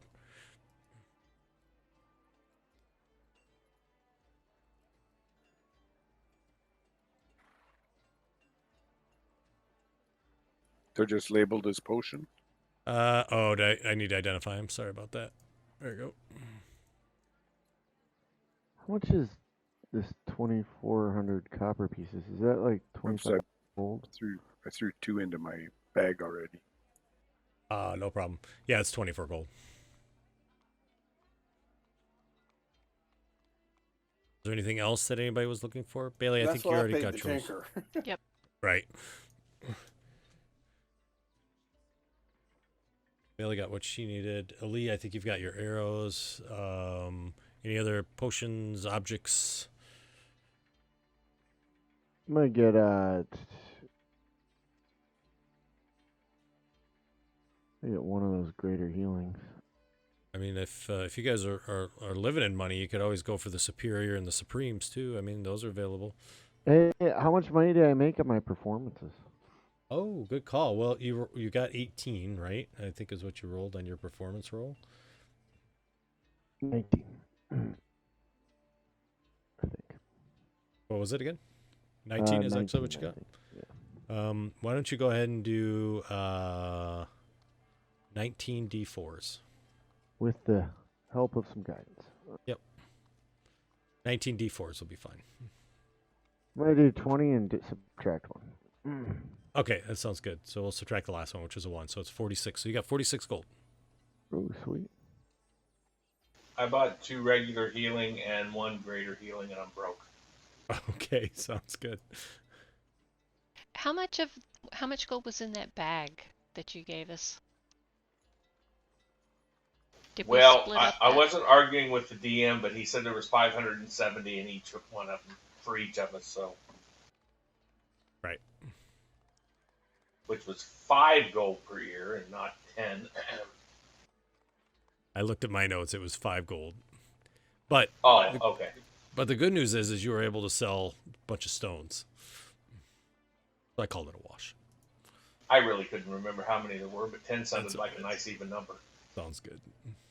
So it was 100 total. 570. Yeah, 100 570 each. total. Right, 100 each.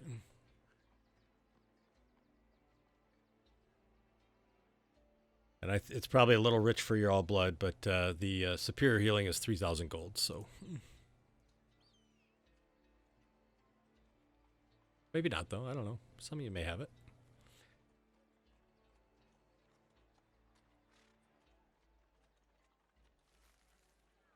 How much was the 100, right? So 3. Greater healing's 100. Yep. So Yep. I spent 500.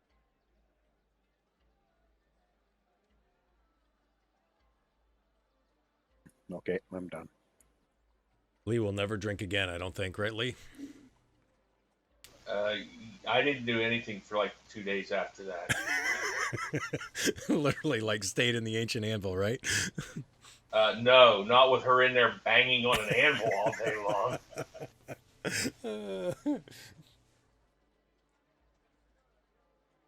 I really need to find a place to live. And her motherly voice, this is why you don't drink, right? Every time she hits the anvil. How was that bang? Drinking bang last night bang. Right. Yeah, I wouldn't mind finding a place to live since we have a bunch of downtime. Yeah, sure, absolutely. Is that amulet I have, is it magical? Maybe. I need to go somewhere and find out what it is. It is. Would you like to have it identified? I would. How much does that cost? 100 gold. 100. Yep. I'll give you 50. All right, I'll give you half the information. Okay, I'll give you 100. So it's an amulet of health. It's well worth 100 gold, I think, to figure out what that is.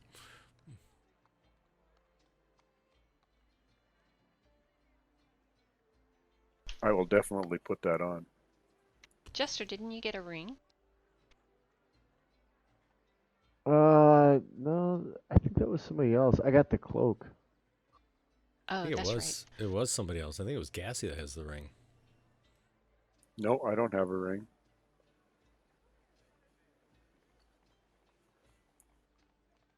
Hey, look.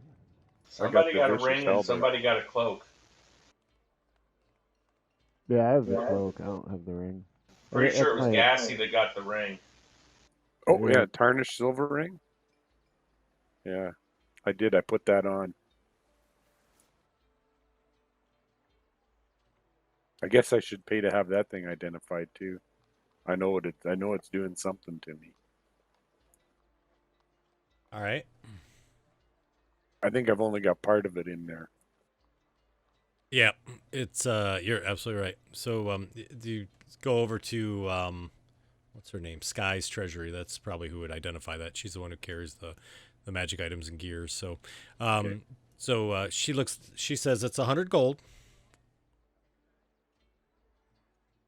Yeah, I sure burned through 800 gold fast, or 700 gold. Easy cometh, easy go, right? So she takes the ring and she starts to identify it, and she immediately drops the ring, and she says, "I can't identify that," and she pushes 100 gold back to you.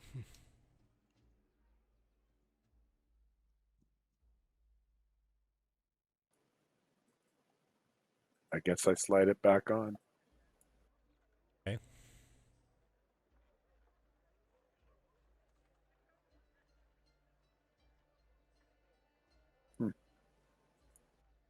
It would it let me take it off? Yep. Did I feel anything different when I had it off? Yeah. Well, you felt like you could move better, right? Because remember, it's a ring of free action. Yeah. And things, didn't feel as cold. So you felt like when you took the ring off, a little cold nip kind of came across the back of your neck, as you noticed that, ooh, it's a little chillier than what you thought it was outside. As you sort of get a shiver that goes Yeah, across. so I put it back on Yeah. because I only feel the good stuff. Right. Yeah, you don't like being cold, so.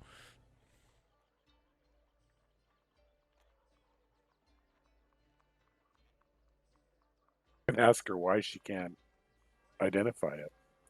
What's wrong? Says, I that ring is much too powerful for me to even attempt to identify it.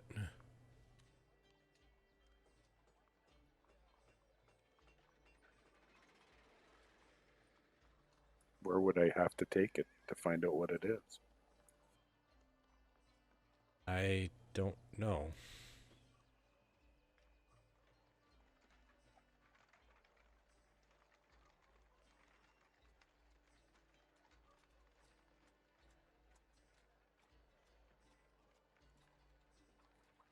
I look around to see if somebody's talking to me. All right. She looks around too, and she's like, "What are you looking for?" Did you hear that? Said, "Hear what?" Nothing. Says, "Are you okay?" I look around again. All over the place, yeah. She puts Yeah, her I'm hand, fine. I'm fine. reaches over and puts her hand on your forehead. You don't feel feverish. Have you been bitten? I was bitten, yeah. Oh dear. You should go see Jenya. She'll fix you up. Oh, I forgot to tell her that. Yeah, maybe I will. I stay there at night, so. Oh, yes. Well, I'm surprised she hasn't noticed that you're already feverish and sort of, it must be, are you hearing things? No, are you? Just you talking. Okay, well, thank you for your help. Yeah, sure. Anytime. If you have anything else other than the ring, just let me know. I will. She kind of waves.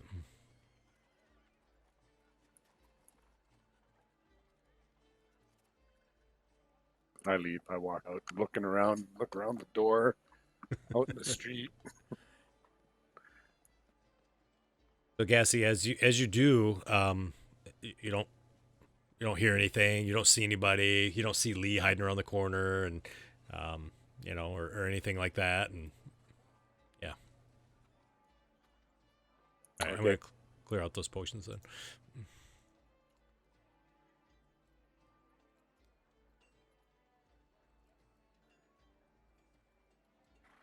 All right.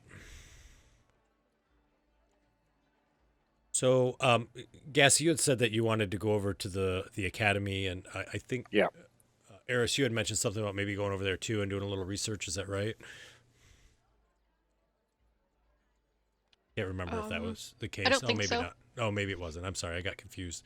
So, Gassy, as you walk over there, you see it's one of the tallest buildings there, and it's a beautiful place, and you see a lot of people moving back and forth. And when you kind of open up the door there, you see there's a lot of young sort of elite Cauldronites that are kind of going to school and stuff. And you see one of the librarians there, and he's got the glasses on, right? The long crooked nose and older, your typical librarian, I guess, at the Hootie Tootie libraries. And he kind of looks down his nose and he says, "Can I help you?"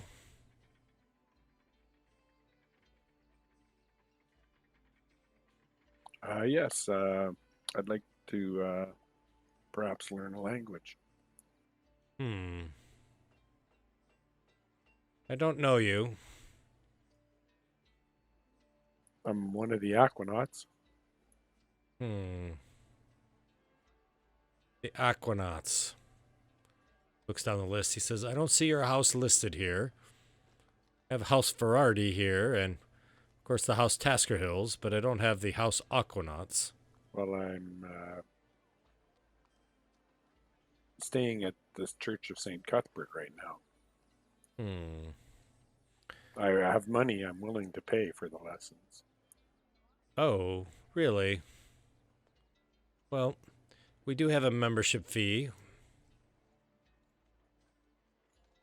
Unless you're thinking of a one-time purchase.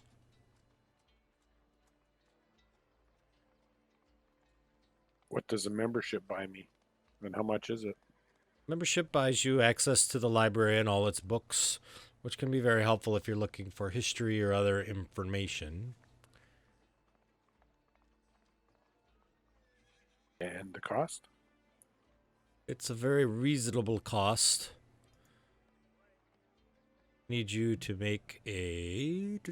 Let me see here. Looking down your list to see what I would have you roll.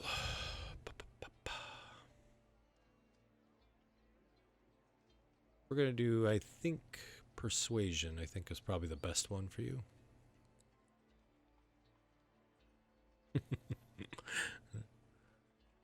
Yeah, Persuasion, if you don't mind.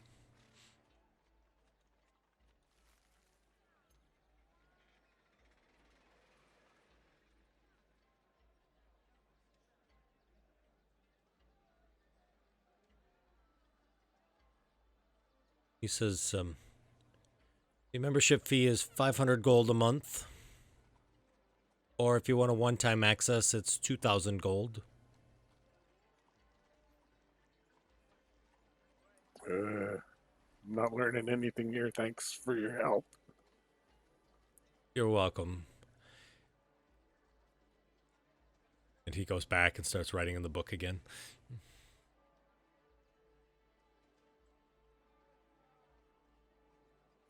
What time is it? Well, whenever we meet up, I'll have a chat with Eris.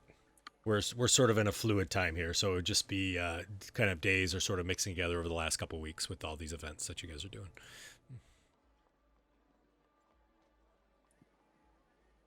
I'm going to look for those two half-orcs. Kind of look around, see if you can find them. Yeah. Yeah. All right. So you go back down to the dirty bucket? Sure.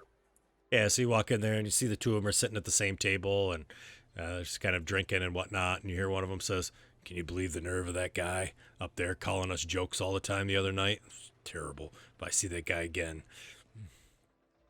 I go down to buy a round of drinks to check what they're drinking. I buy them a round of drinks and go sit with them. Alrighty. So you kind of sit down, and one of them looks to you and he says, a dwarf, someone who really knows how to drink. Aye. Aye. How's it going? Great. Good to see you. Nice to see you two chaps as well. Would either of you be willing to teach me how to speak orc? Orc? Sure. How much coin you got? How much would you charge for it? Well, I'm willing to go as high as 5 gold.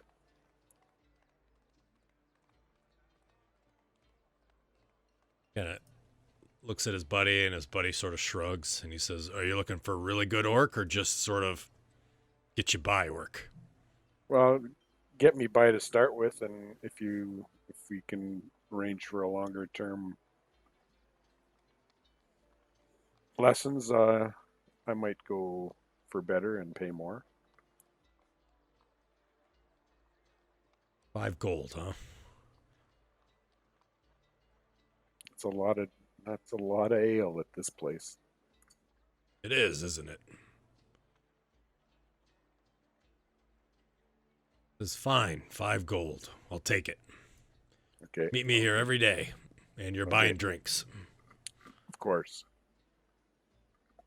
Kind of sit down and work with them. I didn't know you were going for orc. I thought you were going for a different language. Well, I was going for goblin, but you know what? thought. I don't know any goblins, and I know a couple orcs, so take what you can find. Right? All right, gotcha. So Gassy goes down for his proverbial lesson every day down at the bucket. So if any of I you go start down to there, see a lot of Lee, right? yeah, I don't know, maybe. What do you say, Lee? I spend quite a bit of time there. Yeah. So you see him coming in. This one can teach you orc for free.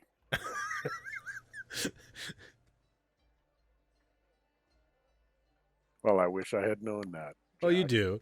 If you want to learn Goblin, they'll teach you Goblin. The half orcs speak Goblin. Okay. I know that was your initial intention. Yeah. And then so they do that. So that's not a problem. Damn it! You broke me off for doing my best CP3 invitation. Oh, did I turn you? Did I break No, you off? I'm just kidding. Oh, go ahead, man. That's fine. Oh, it's done now. I know over 3,000 languages. Yes, Uh, I can teach you swear words too. Well, C3PO can't do that. He just can't talk Sith. Yeah. I guess that's the equivalent to swear words, isn't it? a little bit.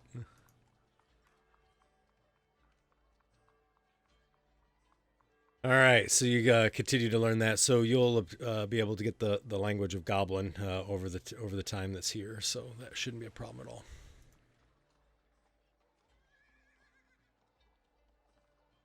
All right. So as time continues by, it comes closer and closer to the festival that we were talking about. And the festival is here, right around the corner, about a week away. Obviously, the city is quite busy. You see lots of people coming into town, and people that you don't see before. The hotels or inns, I should say, not hotels, are full and whatnot, and they have various sort of games and things of the sort. So we have a couple options that are here. So there are some games. If you guys wanted to participate, you could. If you don't want to, that's fine. We can definitely skip ahead if you would want. I'm going to put a vote up and see what people think.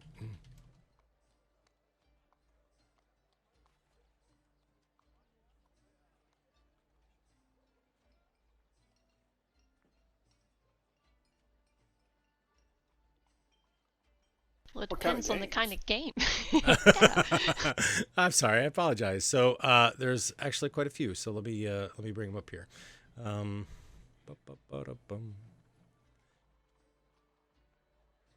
wasn't sure if anybody'd be interested. So what they have is they have a drinking game called Drink Down the Flood. So the Cauldron Taverns all hold an elaborate drinking competition for the length of the festival. It symbolizes the cauldron's more prodigious drinkers pitching in to lessen the flood damage by drinking away excess liquids in the town. So the idea is all about consumption, right? So you're essentially drinking away the floodwaters is the thought behind it. The champion or the person that has won every year in the past is like, I'm not going to say his name right, Lord Valandrew, who you guys have met before. I think you met him on the first day. And he has won the contest the last 20 years. But he's the champion, and that's who you would drink against if you got to the end. Are you drinking alcohol? Or? Oh, it's alcohol. Yep. Okay. And see, so that's one of them. So we could do one of each if you wanted to. Another one would be sorry, I keep spinning too far. One of them is a street performance. So tradition that holds Cauldron's amateur performance to get to show off their stuff. The streets are filled with singers, dancers, instrument players, all manner of skilled performers trying to catch the eye of a potential patron. Is Stormblade doing this too? They may be doing some of these, yes, if you're so interested. You may see them mixing in, so you never know. They also have the Crater Lake Monster Hunt. So that's on the second day. The Academy holds the annual Crater Lake Monster Hunt. And at sunrise, the students from the university set hundreds and hundreds of tiny boats afloat on the surface. And anyone who wants to take a shot at catching the monster pays a silver for an entry fee. And you're trying to get these boats to sort of be catch the monster. So it's kind of a game that they have there. There's that. And then they also have I'm getting to the other ones here. At the end, there's a sort of that ball that I talk about, the Demon Scar ball. So they do have that as well. I'll dance perform one. Are there judges? Is that how it works? Well, I'm going to take it as everybody wants to do it then. Yes, there are judges.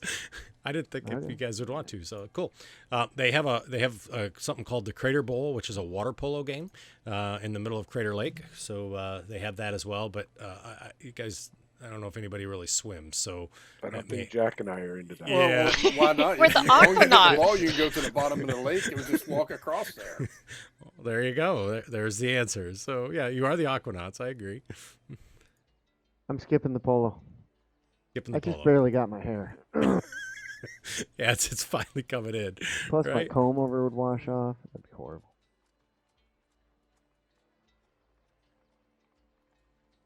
I'm in for the performance, though. They do have an archery contest, so they have that as well, where you shoot at targets 100 paces away. They also have a run through Obsidian Avenue, which is a start to finish sort of marathon through the temple gates that they have as well.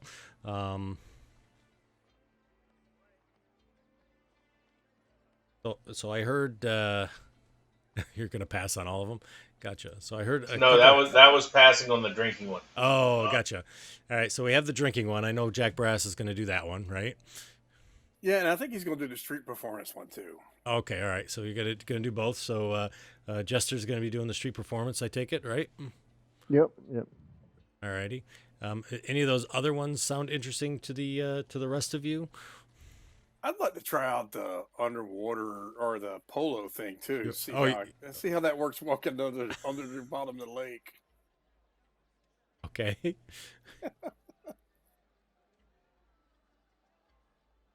Anybody else? Any other games? Hey, Lee, you gonna do the archery contest? I'm sorry, I missed that. Are you going to do the archery contest, she was asking?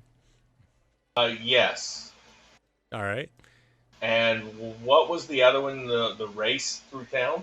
Yep, there's a race. It's called the Obsidian Avenue race, and you run from kind of exit to exit, or temple to temple. I can't remember exactly what it said off the top of my head.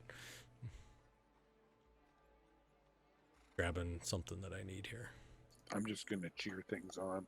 Are you? Okay, gotcha. Maybe place a few bets. All right. Somebody asks, so there you go. That answers that question.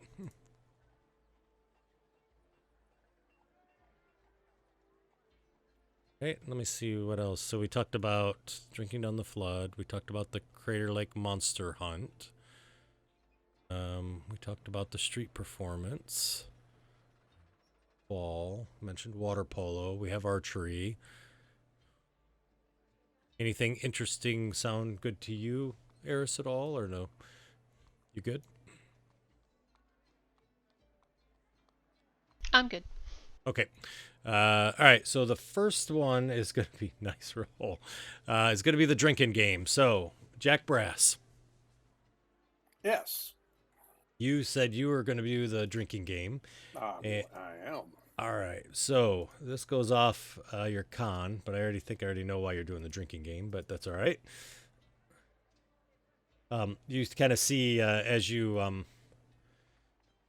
are kind of walking up there, you see several people from the different bars and whatnot are there. And so I will have you go ahead and give me a con roll. Just a con saving throw will be fine. Sorry.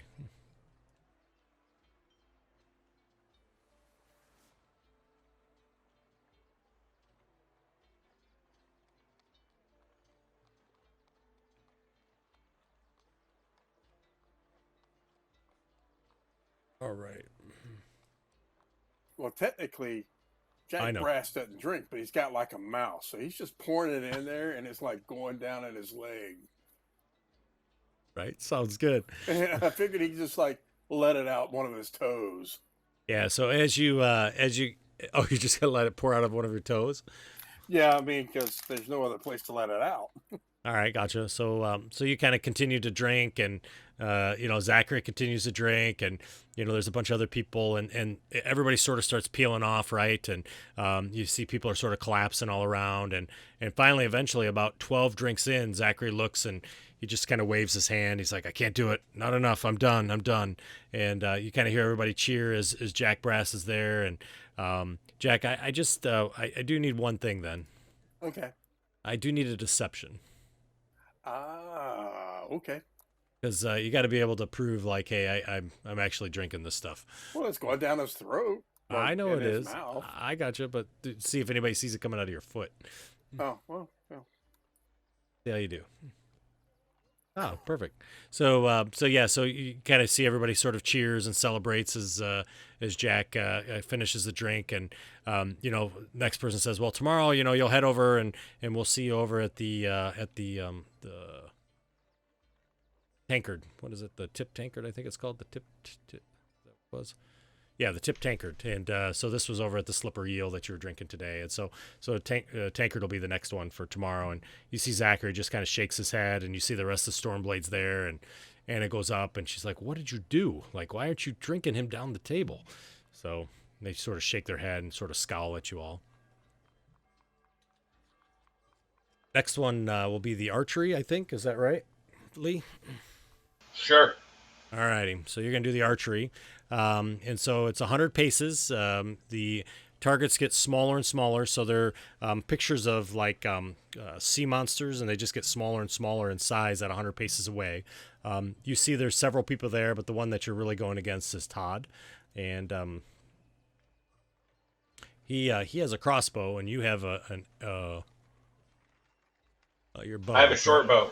All right, short bow. Perfect. Excellent. And so we're going to do 3 attack rolls, and the DC will increase as time goes by. So we'll just do the 2 attack rolls in against each other. So first attack roll, go ahead. Ooh. So it kind of goes flying a little bit wide. Not terrible though. And you see Todd hits his, and the crowd cheers, and Todd sort of looks to you and smirks. All right, and so he takes the second shot. He goes first the second time, and a little bit smaller one. Ooh, and that one goes wide, and he goes, "Damn it."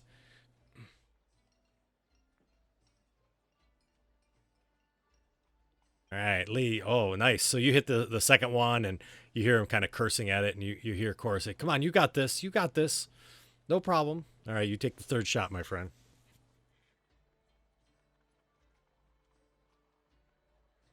Nice shot. So you hit the third one, right? And he takes another shot as well. and it goes wide, and he throws down his crossbow, and it breaks in half, and he goes, "You cheated!"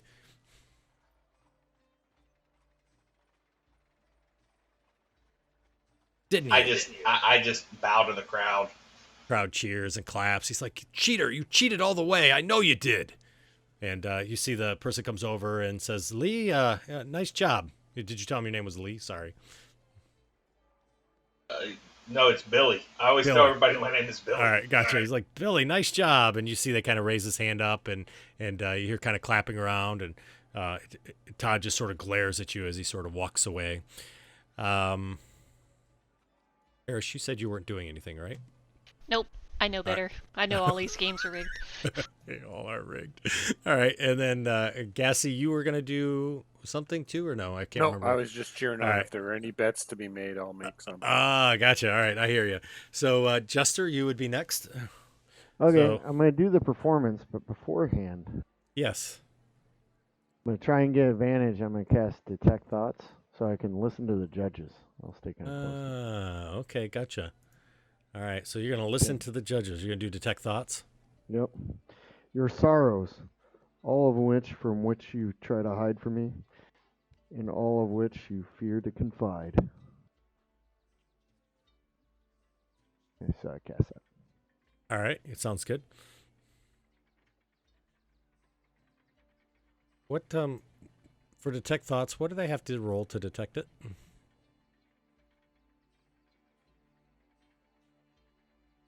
You appreciate it. So wisdom. DC. Wisdom save. I'm not gonna like focus in on them because otherwise they'll know it's me. I'm gonna do Yeah. the general kind of like I gotcha. try and listen to what they're thinking. Like, oh, that guy should be more boisterous. Or Yeah. I hear you. All right, sounds good. So you're gonna go ahead and do your thing. yep. Do you want a Right. regular roll or You said a wisdom, right? wisdom 14? Yeah, DC 14. Anna walks up and she says, "Hear ye, hear ye." She says, "I shall be a wonderful singer." And she looks over to you. "Unlike some people, I will not use anything to distract you or make you think I'm better than them." And she sort of tips her head and looks down her nose at you. Yeah, whatever. All right. Sounds good.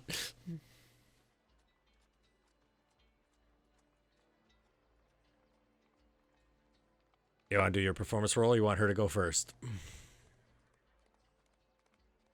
I'll do mine.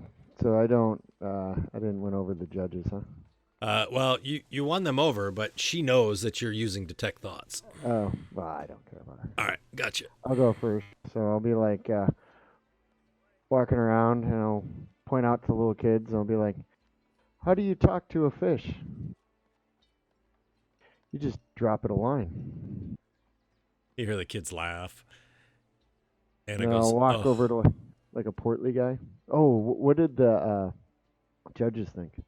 So the judges, they thought it was pretty good. They were like, "Oh, that's a nice, starting one." Why did the fish weigh? Why are fish so easy to weigh? I'd ask like a portly guy. Like, why? Because they have their own scales. Oh, you hear more chuckles in the crowd. Some of the judges Well- are kind of laughing. I'll walk over to an elderly gentleman. What kind of fish only comes out at night? I don't know what kind. A starfish, of course. Of course. He goes, "That's funny," and you see a bunch of people kind of chuckling and whatnot. Why don't you go ahead and do a performance roll? We'll do a +5 on your performance. Ooh, I'll take it. All right. Oh shoot! Got pretty Oh, it lucky still there. came out all right. Yeah, it came out okay. So Anna starts to sing a ballad, and her voice is really quite beautiful, right?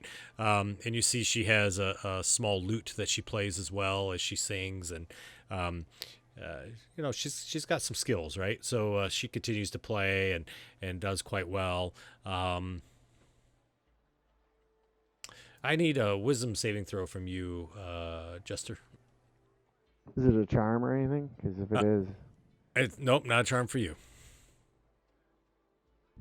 because I'm a half elf. All right. I know, I gotcha. Not charming you. I'm thinking about fish. Strong work.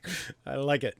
And so as she continues, you see that the judges, especially the one judge, the head judge, seems to have a very keen interest in her, almost like drooling as he's sitting there listening to her and not paying attention to anything else that's going on. And you see that when it ends, you hear the thoughts where he's like, she's the best. Oh my God, she is like the best things ever. And the judges are sort of talking and whatnot, and he continues to sort of sell it. And eventually, after she's done and everything, and they go, and the winner is Anna Taskeril. And she looks to you and she goes, nice job, my friend. And she sort of smiles at you and walks up. And they're like, hey, and everybody's cheering. Well played. I think it was the loot. Yeah, it was the loot. Exactly. She kind of smiles. I told you, Jack, I should have worn my tighter pants. Well, this one still has to do his performance. Oh, that's right, Jack. I forgot about you. Yeah, you can do yours. What do you got, Jack? Jack says... Is it a classic, please? Well, he's not singing or anything. He's dancing. Oh, he's dancing. But he needs some music, so is there a band nearby or anything? Yeah, there is. There's a little well, I don't know what kind of music you have, but yes, there's a band nearby. Okay, that's what I'll do. I'll go over there and explain to him what we're doing. All right. And so I get ready to do my dance. All right. And strike up the band. Ba-dum-bump.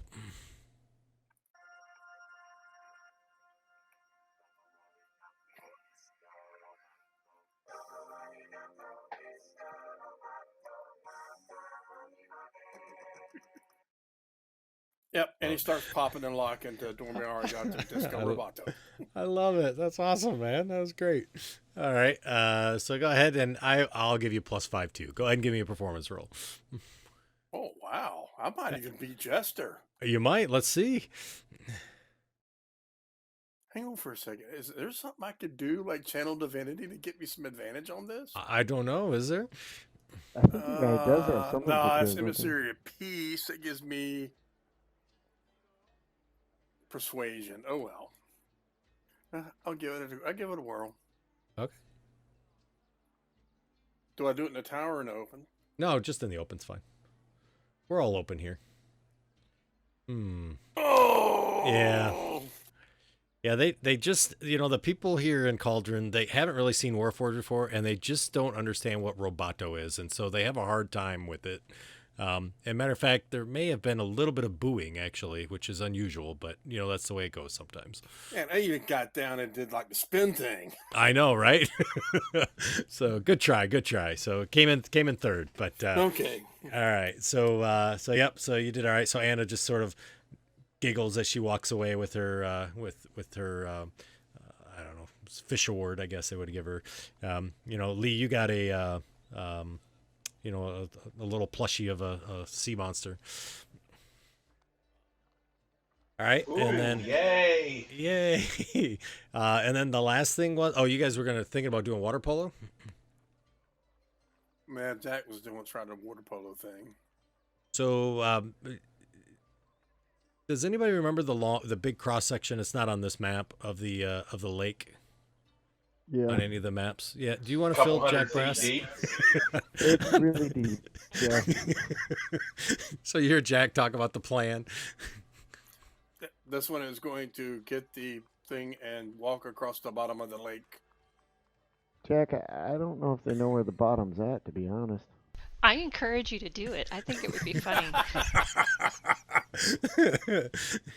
All right. If that's what you'd like to do, Jack, I am more than happy to do it. I'll sign him up for the monster hunt thing too, because if he's going down there, you may as well hunt for monsters. You might as well get the monster too.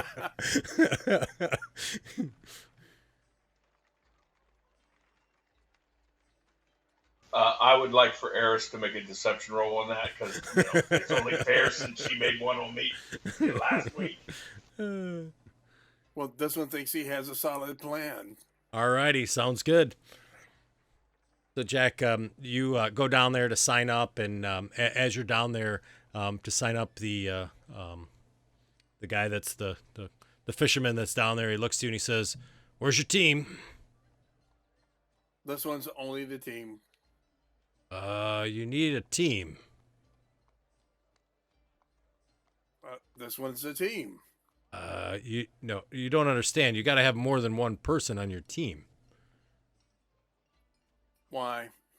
Well, because there has to be a goalkeeper, and you need to have a center and a couple forwards. Like, you got to have more than one person If on I can a have team. flotation devices, I'll play goalie for him. Oh, okay. Flotation devices are allowed. Doesn't really fit with water polo, but okay, sure. And he says, yeah, that'll be fine. And you see, he like sign you guys up. So you're gonna have a shooter and a goalie. Is that right? All right, sounds good. You'll be playing against the town guard in the first match. And Tercer and Skelrang is the goalkeeper. Okay. Gassy hands you like this sort of thing that's made of all kinds of cloth and who knows what, like bladders from a bunch of fish and stuff that's all in there and whatnot. He kind of hands it to you. Says, just put that underneath your arms. You'll be fine. Okay. And so you see out in the lake, there's an area that's sort of cordoned off by some boats and whatnot, and it's off the shore, probably 100 feet or so. And then you see, as you watch the game, you see the two centers in the center of the lake, right, treading water as they throw a ball up, and they're kind of playing the ball and tossing it all around. Hey, Jack. No Yes. reason in particular, but I really enjoyed hanging out with you. I mean, I really enjoy hanging out with you. And I really appreciate your help you gave me. I mean, the help that you need to give me.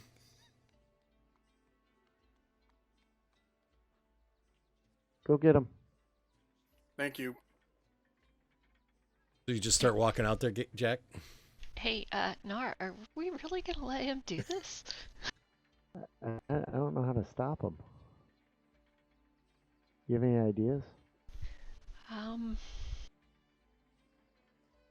No, not really. Maybe if we poke a hole in Gassy's water wings. That's what I'm gonna call them, water wings. Maybe if we poke a hole in his water wings, he won't go out there. I hate to do that to Gassy though. Well, Gassy didn't take his armor off, so he's gonna go right down with Jack. I haven't gone into the water yet. I was about to take my armor off. I doubt that. Oh, I was. Honest. I thought about that. I said, I'm not going to go very far with this plate mail on. So Gassy's stripping down. Yep. You see, there's skivvies. There's a pretty big crowd that's now come to the side of the lake as they see Jack Brass and Gassy sort of getting ready, and you hear some sort of chat in the background. I'll give you 5 silver that guy's gonna sink to the bottom. The other one's like, I'll take that bet. All right.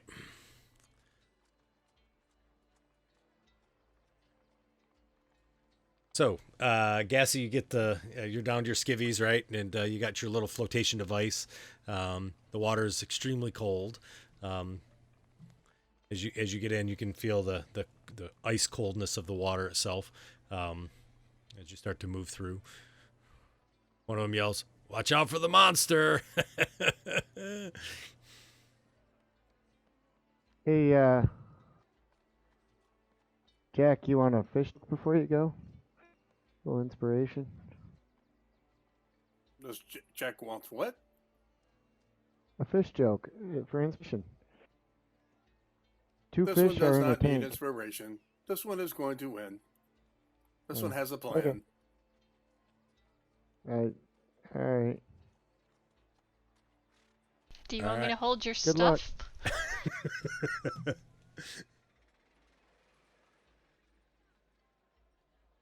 This one's fine. I'll walk off into the lake. All right, so you see Jack slowly walks into the lake, and Jack, you didn't realize that there's quite a steep incline to this lake. Like, this isn't like, walking through the sandy beach for 500 feet. You take 3 steps and you're up to about your elbows. So you're like, boosh, boosh, boosh. And the ground is real rocky and sort of, you don't lose your balance, but you can feel the rocks underneath as you go down. And you continue, and as you go, you see his head goes underwater, bloop. And Jack, how far are you going? I guess I need to go to the middle of the lake. Okay, all righty. You guys see... Go ahead, sorry. Hey, Eris. What's 2 that? fish are in a tank. One turns to the other fish and says, "How do you drive this thing?" How do you It was a drive? joke that was fitting. That's awesome. So Gassy, you're in your little swim bladder and you're kind of floating out there. And I need a Constitution check from you because it's darn cold. I got that ring on. You do. that- What is it? Boost you up it to says 19, right? No, that's the amulet. Oh, sorry. Oh, The you got tarnished your ring. ring says I can't feel cold or something. I Yeah, don't you're feel resistant. cold. You're cold resistant. That's right. So you can still have damage from cold. It's just you're resistant to it. So go ahead and do a con save for me.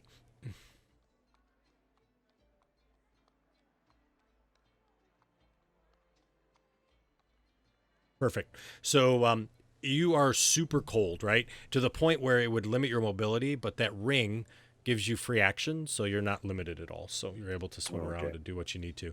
However, it's also pretty scary, right? You're out there in the middle of the lake. You don't know how to swim, and you've got a swim bladder. And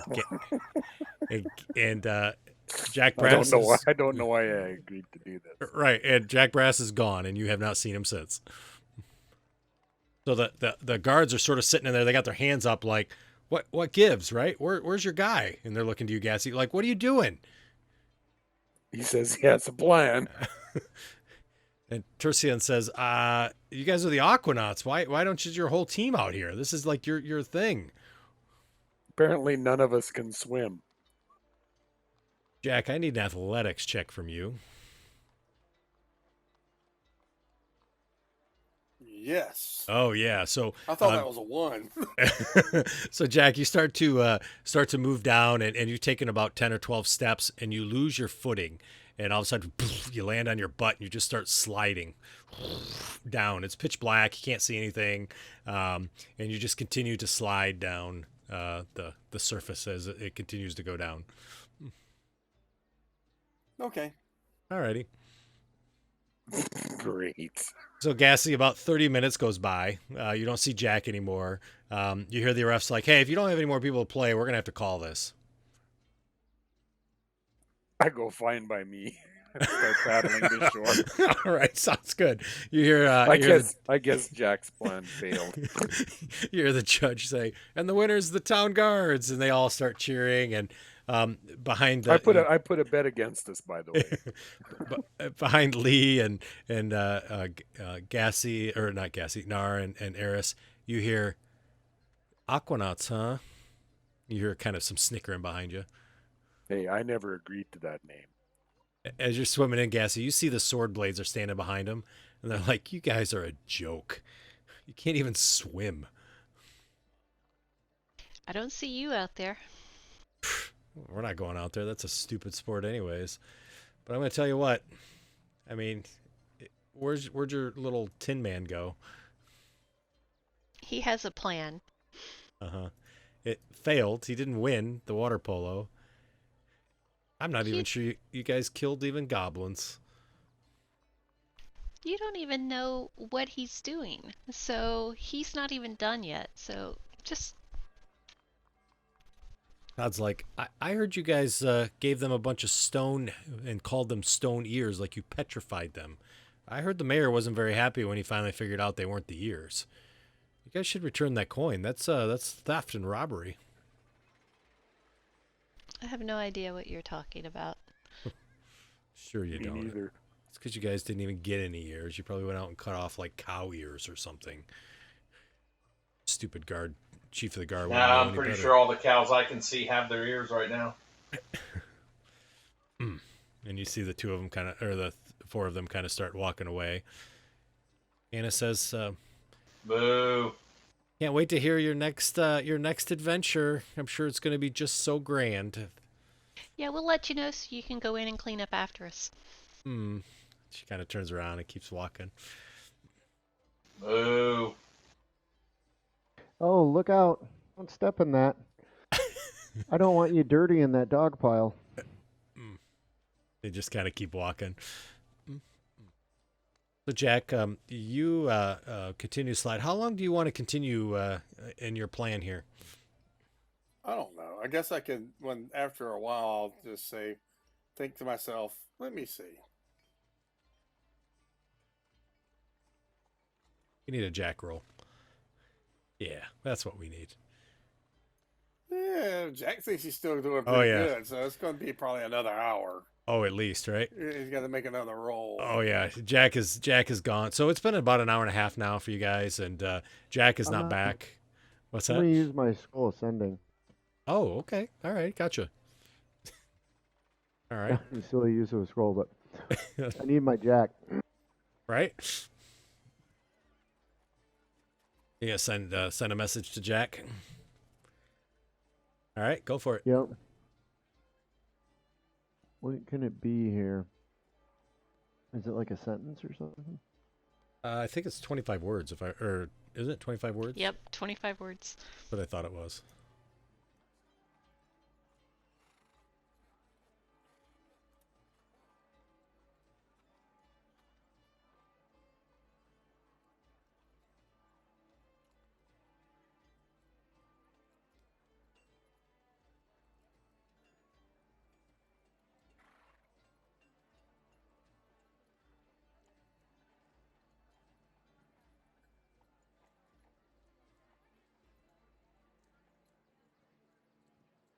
I look around. All right. You see Gassy looks around real quick, like turns his head. I look out to the middle of the lake, and I think to myself, Thinking, Uh-huh. All right, gotcha. So you say Can I respond, or is it just one way? No, I think you can I think you can respond, can you? I can't remember. Yep, I Yeah, think I it's think so. 25 words back. Yeah, one grease solution. I go, it's dark down here. I'm on my way back.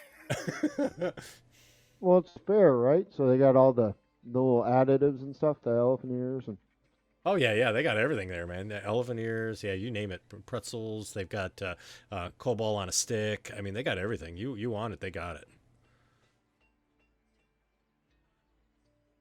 They even got like there's these candies on a stick, and they call them beholder eyes that you can have. I mean, they got, you name it. They got all the fixins. It's a great party. yeah, that's what I said in my mind. I said, there's got to be another way. Right?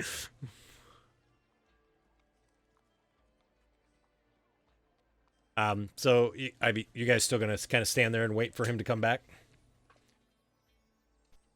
Well, yeah, All right. Yeah. So a I'll total get of some stuff and just watch the polo show. All right, gotcha. So about 3 hours goes by, and you see the final polo team is there. It's a tie, 3-3. There's a lot of excitement. There's some fighting going on in the middle, and then you see Jack Brass sort of pops up, but he's nowhere near you guys. He's actually like a quarter of the way around the lake on the other side almost, and you see him sort of come up out of the surface, and immediately people are like, "The sea monster!" and people start like screaming and running off the beach as Jack comes up over that side. oh, that's just Jack. I'm gonna try and get over there and presto him with my jazz hands to clean him up. Alrighty, sounds good. As you kind of go running over there to get him, Lee, you feel somebody taps you on the shoulder. Billy? Yeah. I'll try and look. You were the one who won the archery contest. Shoot the sea monster. Yeah. Oh, good. Whew. I've been looking for you. I wasn't sure where you were at. They said that you were over here, but I didn't. I just. Anyways, congratulations, by the way. I just want to tell you, I think that's great and good job on winning the archery. I was told that I was supposed to give you this. and he hands you a piece of paper. And then there's 3 others that are sort of rolled up, or 4 others, I should say. And he says, these are for your friends as well. Okay, thanks. Yeah, sure. And, Who sent them? oh, well,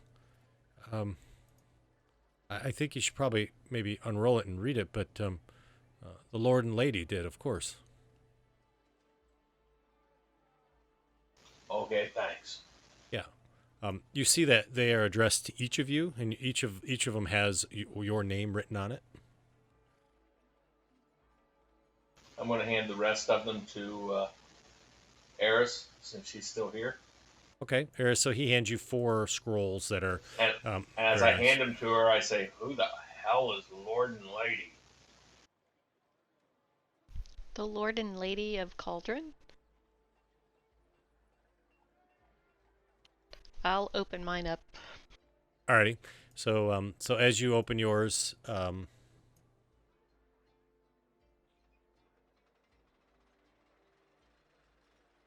I'll open mine up at the same time.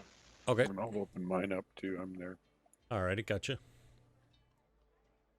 Did I make it back yet? Oh yeah, you and Nar are over like on the other side of the lake now, and You did can see- great. Did this one win? No, but you treated him like that fish at the restaurant. You really battered him. They cheated. The best one yet. Oh, that was great. Love it. Let's get back to the party, Jack. Okay. All right. So you two, or the 3 of you, have been looking at your invitations and whatnot.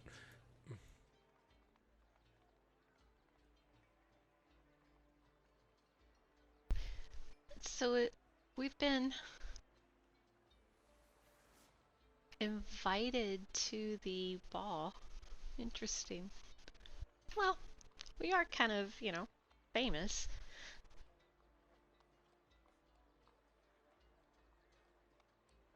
Do they all I say the just roll same mine thing? back up. Will they let me in the Koinixie? That's a great. Do you have an invitation with your name on it? Yeah. I'll That's see a- when I get there, I guess. That's a great question, Jester. I don't know if anybody shared theirs. Do you guys hand Jester his and Jack Brass his? Yep.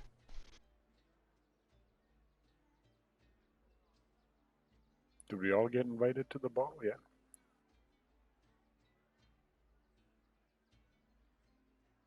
Question is do you share each other's? Well, I asked if they'll let me into the Koinixie, so I don't know. Yeah. Well, you got an invitation, so you assume they will. Yeah, I'll show him mine. Alrighty. I'll show 'em mine. Here's I Pass guess- mine Eris's. around too.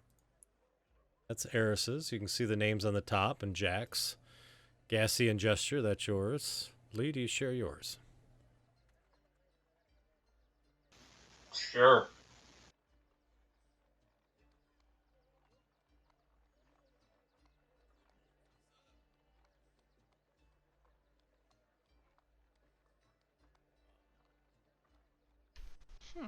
They all look the same. Oh, The mountains on. are Yeah. different. No. One ain't like the other. All of the mountains are different.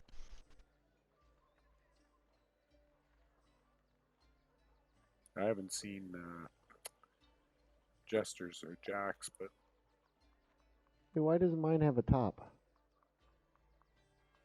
Is that because I'm bald? Somebody's doing a bald joke. Actually, it looks like Eris and Jax are the same, and Gassie's and Jester's are the same. Right. Lee's is different.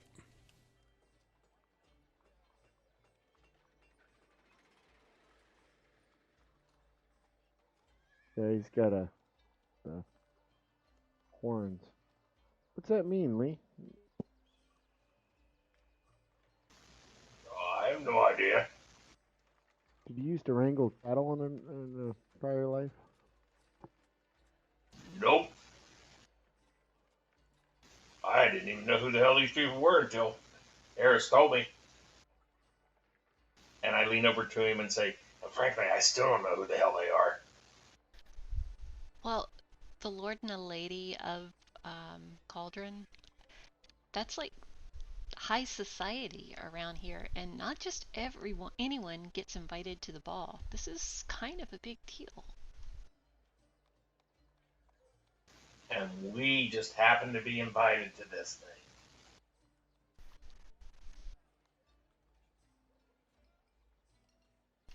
Well, you see who the Lord and the Lady are. Zachary Aslickson? I don't know how to pronounce the name. Yep. The first.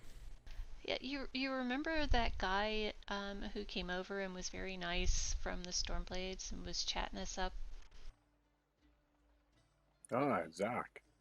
That's his Yeah. parents. No idea who you're talking about. Nice fella. I like Zach. I told you the Stormblades, their parents, their families are all, high society in the city.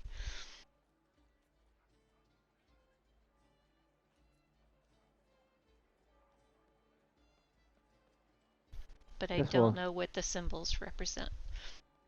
Guess we'll have to dress up for this. Well, is it a masquerade ball? Ah, that's a great question. So, Eris, since you asked and you're from the city, it is a masquerade ball.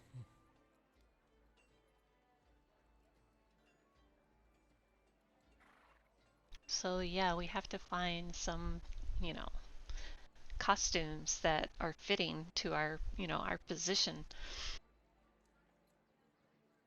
I looked down Oh, at my I'm covered. clothes. Eris, since you figured out that it's a masquerade ball, you do remember that there is certain costumes that must be worn for certain people.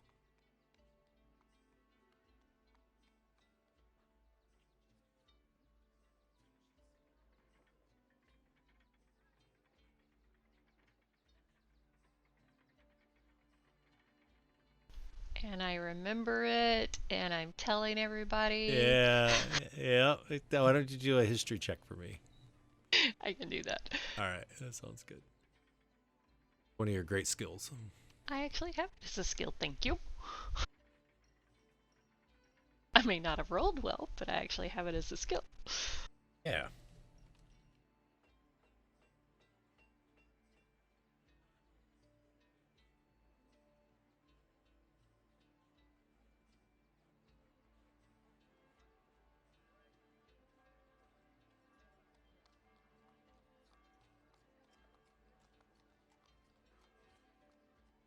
You guys know that the ball is to happen in about 1 week. It's at the end of the festival is when it is. So it's kind of like the culmination of the festival itself.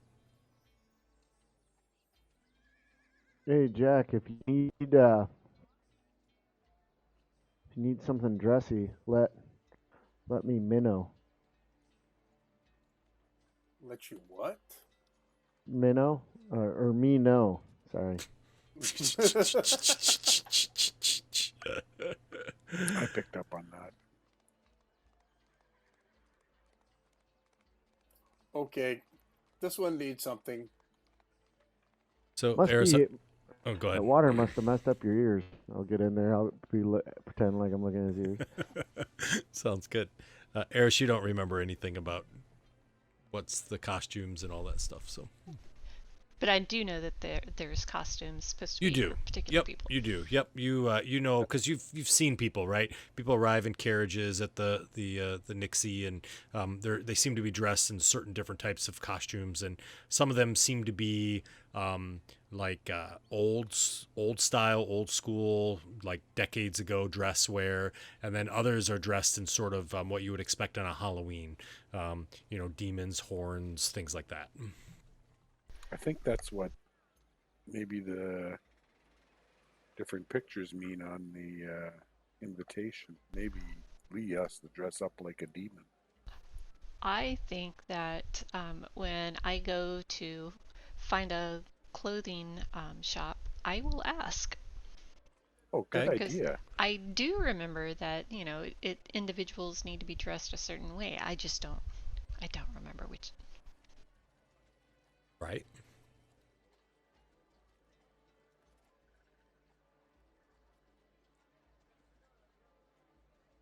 You probably all figured it out though, but if you've noticed, there's 3 symbols on the. Yep. Okay, good. Yeah, but I don't know what they mean. Right. All right.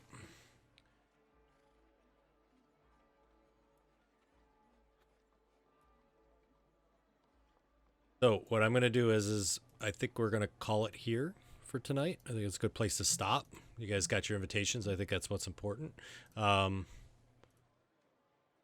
Oh, I forgot about the race. Yeah. No, we got to do the race. You're absolutely right. I'm so sorry. I forgot all about it. Otherwise, I wouldn't have shown these to you already. So I apologize. Yeah, let's do the race real quick. Lee, you were going to race through town. Is that right? That is correct. All right, gotcha. I completely forgot. I apologize. So, that's my bad. All right, so the race is 3. Well, it's going to be an athletics check, an acrobatics check, and a constitution save for 3 steps of it. Just so you know, Greg, I'm going to try and use my city secrets on this race. Oh, okay. All right, gotcha. Yeah. I gotcha. So that would So give when you. I'm not in combat, I can travel between any 2 locations in the city twice as fast as my speed would normally allow me to. Perfect. That sounds great. So what I'm going to do then is I will give you an advantage on your athletics roll and your constitution roll. Is that fair? Sure. All right. Sounds good. All righty. So, and I think you're racing against Cora, I think. Let me check. Yep, it would be Cora. So, do you want me to go first, or you want to go first? Oh, it doesn't matter to me. I can roll we're doing acrobatics first. Yep, we'll do acrobatics first. So, kind of running through initially you're kind of running through the people and the crowds that are there because there's a lot of crowds at the beginning. So you're trying to get through them as quickly as you can and moving back and forth and whatnot. I'll roll hers. You can roll yours. Oh. Taking every shortcut I can find. Yeah. Holy crap on a stick. All right. Well, she obviously can get through the crowd a little bit easier than you can, and she's off to a pretty good run at that point. So, as you kind of start to make your way around the Obsidian Avenue, you've kind of gotten away from the crowds, and you're circling around the other side. And now it's more of a foot race. So you're trying to see how you can do with your athletics. So I'll have you roll in athletics. She'll roll hers.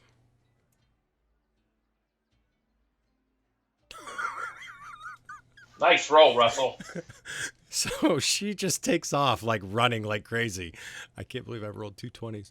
And then, obviously you're coming around. Amazing, isn't it? It is. It's amazing. As you come around the last bit, it's more of an endurance now at this point. So let's see what you got. So it'll be a con save. All right. She's tiring out though.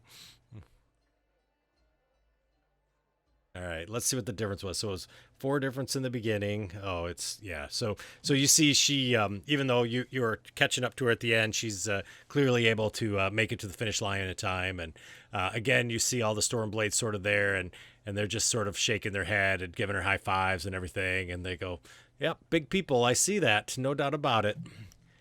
How many things have you guys won compared to us? Well, I think Just it's the 2 to ones that 2, matter. isn't it? I think it is. That's interesting. So don't be touting your horn too much.